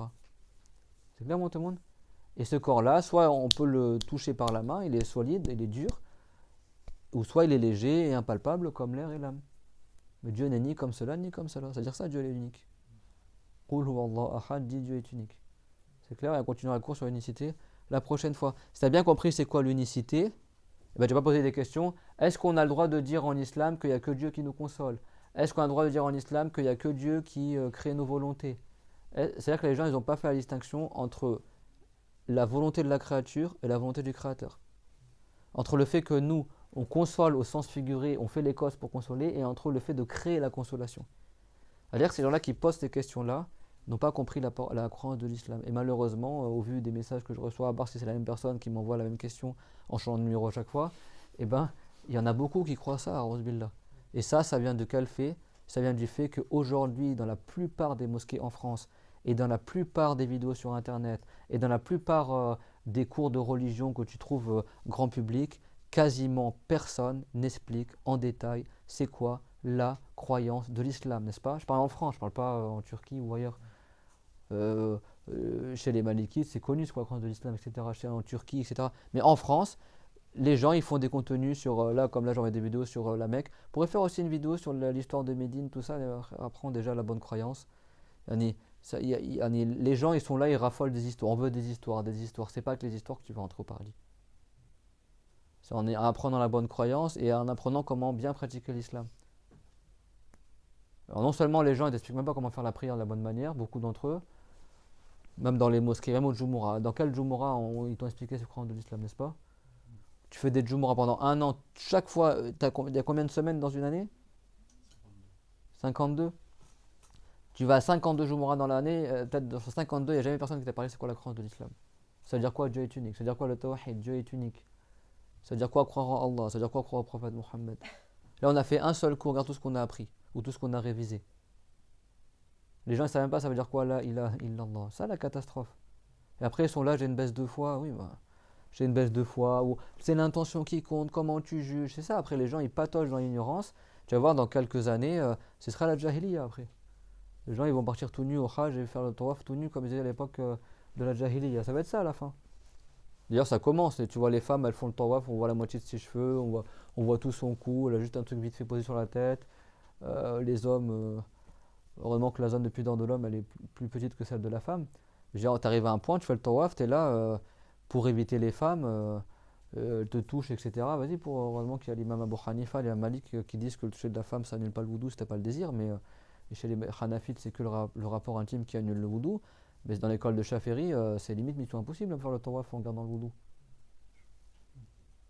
Tellement les femmes, elles te passent devant comme ça. Tu es là, et subhanallah, les hommes, beaucoup ils font pas de problème, c'est tout le temps certaines femmes, elles arrivent comme ça, on dirait qu'elles sont prioritaires, comme c'est des femmes, Zarmal, quelques personnes. Elles te passent devant, elles coupent en plein milieu du tawaf comme ça, elle est à moitié moelle vallée, on voit son bras, on voit son pied, elle te marche dessus pieds nus, donc du coup bah, ton wudu est annulé, elle te touche comme ça, bah, ton wudu est annulé, dans l'école de Shafiri. C'est triste hein, l'ignorance comme ça. Alors qu'à l'époque du prophète, salam, il y a une femme, elle allait voir le prophète, elle a dit combien la femme, elle laisse traîner de sa robe en plus de ses pieds. C'est pas combien, aujourd'hui les femmes c'est quoi? Est-ce qu'on a le droit de se découvrir les avant-bras? Est-ce qu'il y a des avis qui disent qu'on peut montrer nos pieds, etc. Non, la femme, elle allait voir le prophète, salam, elle a dit la femme, quand elle porte sa robe, combien elle laisse de tissu en plus qui traîne sur le sol, parce que la femme se recommandait qu'elle exagère dans le fait de couvrir son corps. Le prophète l'a dit un empan. C'est-à-dire que la robe elle traîne et un empan en plus. Et la femme elle a dit bah, dans ce cas-là, alors on va voir ses pieds quand elle marche. Le prophète a dit bah, dans ce cas-là, alors elle laisse traîner une coudée. En plus de la robe, c'est pour les hommes, c'est déconseillé, c'est pour fierté, c'est haram. Pour la femme, c'est même recommandé que son habit il déborde quoi. Et il exagère. Si les femmes elles avaient appris, surtout qu'en plus le tawaf, le prophète l'a dit, c'est le même degré que la prière. Tu respectes les mêmes règles que la prière. Tu respectes les mêmes conditions que la prière. Purification et couverture de la zone de pudeur. C'est-à-dire, bon, encore une femme s'habille un peu comme elle veut quand elle va faire les courses à la Mecque, c'est son problème. Mais là, tu es devant la Kaaba, la maison sacrée, la maison de Dieu, dans le sens la maison agréée par Allah Azza wa Jal, dans la meilleure ville au monde, en train d'accomplir un acte d'adoration. C'est pas à ce moment-là que tu vas traverser à l'esprit de t'habiller d'une manière qui est décente. De porter une robe qui est ample, d'exagérer. Surtout quand tu sais que si on voit une partie de la zone de pudeur, ton tawaf il n'est pas valable, ta robe ne sera pas valable. C'est pas à ce moment-là où tu vas justement faire en sorte que tout soit bien couvert. Eh ben non. Tu vois les femmes d'une manière, enfin voilà, des fois, vraiment, moi, là ça le fait moi, mais la première fois que j'allais à la Umrah en 2011, machin, vraiment j'avais le cœur brisé quoi. Tu dis, on dirait limite la Jahiliya quoi. Les femmes, tu vois, ses cheveux qui sont une carrément devant moi, elle enlève son foulard. Elle enlève son foulard dans le tawaf. Et après, elle le remet comme ça, etc. Mais ton tawaf, il n'est pas valable en fait, ma soeur. Normalement, elle doit revenir en arrière, elle recouvre bien sa zone de pudeur et elle refait le passage où elle a enlevé sa zone de pudeur pour que son tour il soit compté. Et non, les gens ils font l'image de l'islam comme ça, avec l'ignorance. Tu vois la moitié de sa jambe, la moitié de ses cheveux, etc. Bon, dans la vie de tous les jours, c'est autre chose, mais là, tu fais un acte d'adoration pour que ce soit valable. Parce qu'une femme, elle fait la prière comme ça, ta prière n'est pas valable. Bah, le tawaf, c'est pareil, ton tawaf, il n'est pas valable. Je veux dire, au moins, si tu n'as pas l'habitude de te couvrir bien dans la vie de tous les jours, au moins fais-le juste durant le tawaf. Comme beaucoup de femmes, elles ne sont pas voilées dans la vie de tous les jours, mais quand elles font la prière, elles mettent leur robe de prière, elles est voilée, tout va bien. Pour la prière, l'acte d'adoration, elle a couvert tout ce qu'il fallait couvrir. Au moins, fais-le pour l'acte d'adoration, pour qu'il soit valable. Surtout que tu dépenses des milliers d'euros pour aller là-bas. Et en plus, si ton tawaf n'est pas valable, tu vas rentrer dans ton pays, après tu seras toujours en état d'ihram. Et elle ne le sera peut-être pas jusqu'à sa mort. Et donc à chaque fois qu'elle va se parfumer, à chaque fois que... il y a des interdits durant l'ihram qui ne sont pas interdits en dehors de l'ihram. En islam, on a le droit de se couper les cheveux, de se tailler la barbe, de se parfumer, etc. Mais quand tu es en rituel de pèlerinage, tu n'as plus le droit de te couper les ongles, de te parfumer, de enduire tes cheveux et ta barbe avec de l'huile d'olive ou tel que cela, ou de l'huile, ce que tu veux, l'huile de sésame, etc.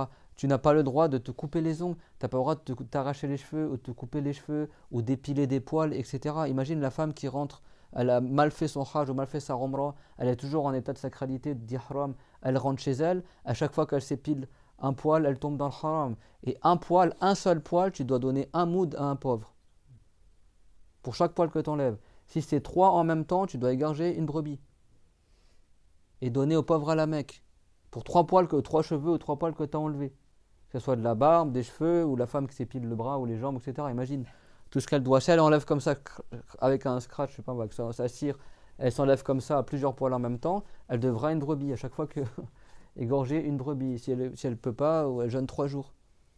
Si elle veut, t'imagines tout ce qui lui incombe? Imagine jusqu'à sa mort, elle ne le sait pas. À chaque fois qu'elle s'est parfumée, pareil, tu te parfumes, tu dois égorger une brebis.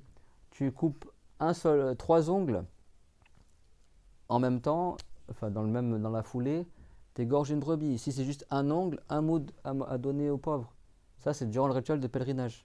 Pour celui qui sait que c'est haram de faire ça dans le Hajj ou la Umrah, il se rappelle qu'il est en état d'ihram, etc. Bon, là, si elle ne sait pas qu'elle est en état d'ihram, mais bon, il y a des choses, quoi, il y a des conséquences. C'est vrai que l'ignorance, comme disent les savants, ça amène à la perte celui qui est ignorant. Que Dieu nous accorde. Et bien sûr, la même parole, c'est nous tous, on a appris la religion. Avant, on était ignorants, après, on a appris. C'est pas pour faire preuve d'orgueil, de rabaisser les gens, c'est pour donner le conseil. Franchement, les gens qui te donnent le conseil comme ça, embrasse leur main, tu dis merci d'avoir fait le rappel. Maintenant, les gens ils râlent, ah, pourquoi tu dis ça, tu te prends pour qui, il n'y a que Dieu qui joue, etc. Dis, alhamdoulilah, que Dieu l'a mis sur mon chemin, quelqu'un qui me fasse le rappel. Le prophète l'a dit, al-mu'min mir'atu akhi, le musulman, le miroir de son frère. Le miroir, il te montre les défauts. Si t'es, je sais pas, mal coiffé, ou t'as un truc qui va pas physiquement, ou machin, et ben le frère ou la sœur, il est le miroir de son frère ou de sa sœur. Si quelqu'un, il voit que tu fais un truc mal, et il te corrige, je lui dis, barakallahu fik, que je te récompense. N'est-ce pas? Là, c'est la deuxième fois que je veux faire le cours, à chaque fois j'appuie sur le bouton et le micro il marche pas. La fois dernière, le frère il me l'a dit. En plus, en général, quand on me coupe comme ça, je le prends un petit peu mal, mais je dis bon, je vais quand même voir ce que le frère me dit. En fait, le bouton n'avait pas marché. Et là, pareil, au début du cours, le bouton il n'a pas marché, alors que j'avais appuyé dessus. Tu vois, bah, si t'es orgueilleux, t'es prétentieux, tu dis qu'est-ce qu'il me veut celui-là, allez, le cours a commencé, machin, tu vas pas calculer, en fait, le cours a pas été enregistré. Ouais, même là, au début du cours. C'est vrai que c'est important de prendre en considération aux paroles que les gens ils te disent. Parce que des fois, il y a un bien derrière. Et ça, le prophète enseignait ça. Ad-din nasir, la religion, c'est le conseil. Et ceux qui râlent quand on leur donne le conseil, disent ah, mais t'es qui toi pour juger, il n'y a que Dieu qui dit que c'est valable ou pas valable, etc. Bah, ces gens-là, bah, restent ignorants, qu'est-ce que je te dise. La spiritualité, ton niveau de spiritualité, les faits, etc. Bah, toi, tu n'as même pas connu c'est quoi la spiritualité. La spiritualité, elle n'existe pas si tu apprends pas la religion. Et si tu crois que tu as une spiritualité, c'est le shaitan qui te berne. Moi, je vous le dis. Il n'y a ni ascétisme, ni spiritualité, ni foi forte avec l'ignorance. Ni sainteté, ni piété avec l'ignorance. C'est impossible, ça ne se réunit pas. Les deux contraires ne se réunissent pas. La lumière et l'obscurité ne se réunissent pas. Le doute et la certitude ne se réunissent pas. L'ignorance et la science ne se réunissent pas.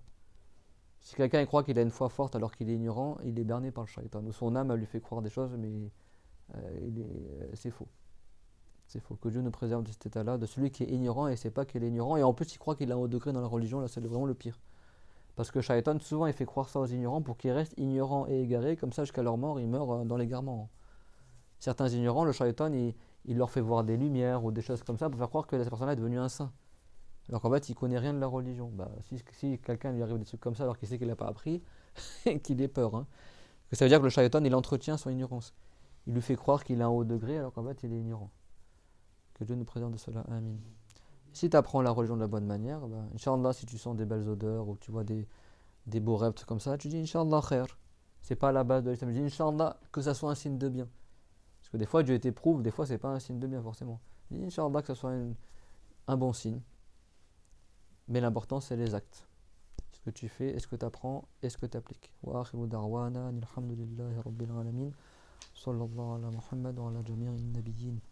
ربنا آتنا في الدنيا حسنة وفي الآخرة حسنة وقنا عذاب النار ربنا لا تزغ قلوبنا بعد إذ هديتنا وهب لنا من لدنك رحمة إنك أنت الوهاب لا إله إلا الله اللهم صل على محمد وعلى آله وصحبه وسلم رب اغفر لي والمؤمنين والمؤمنات بارك الله فيكم وأحسن الله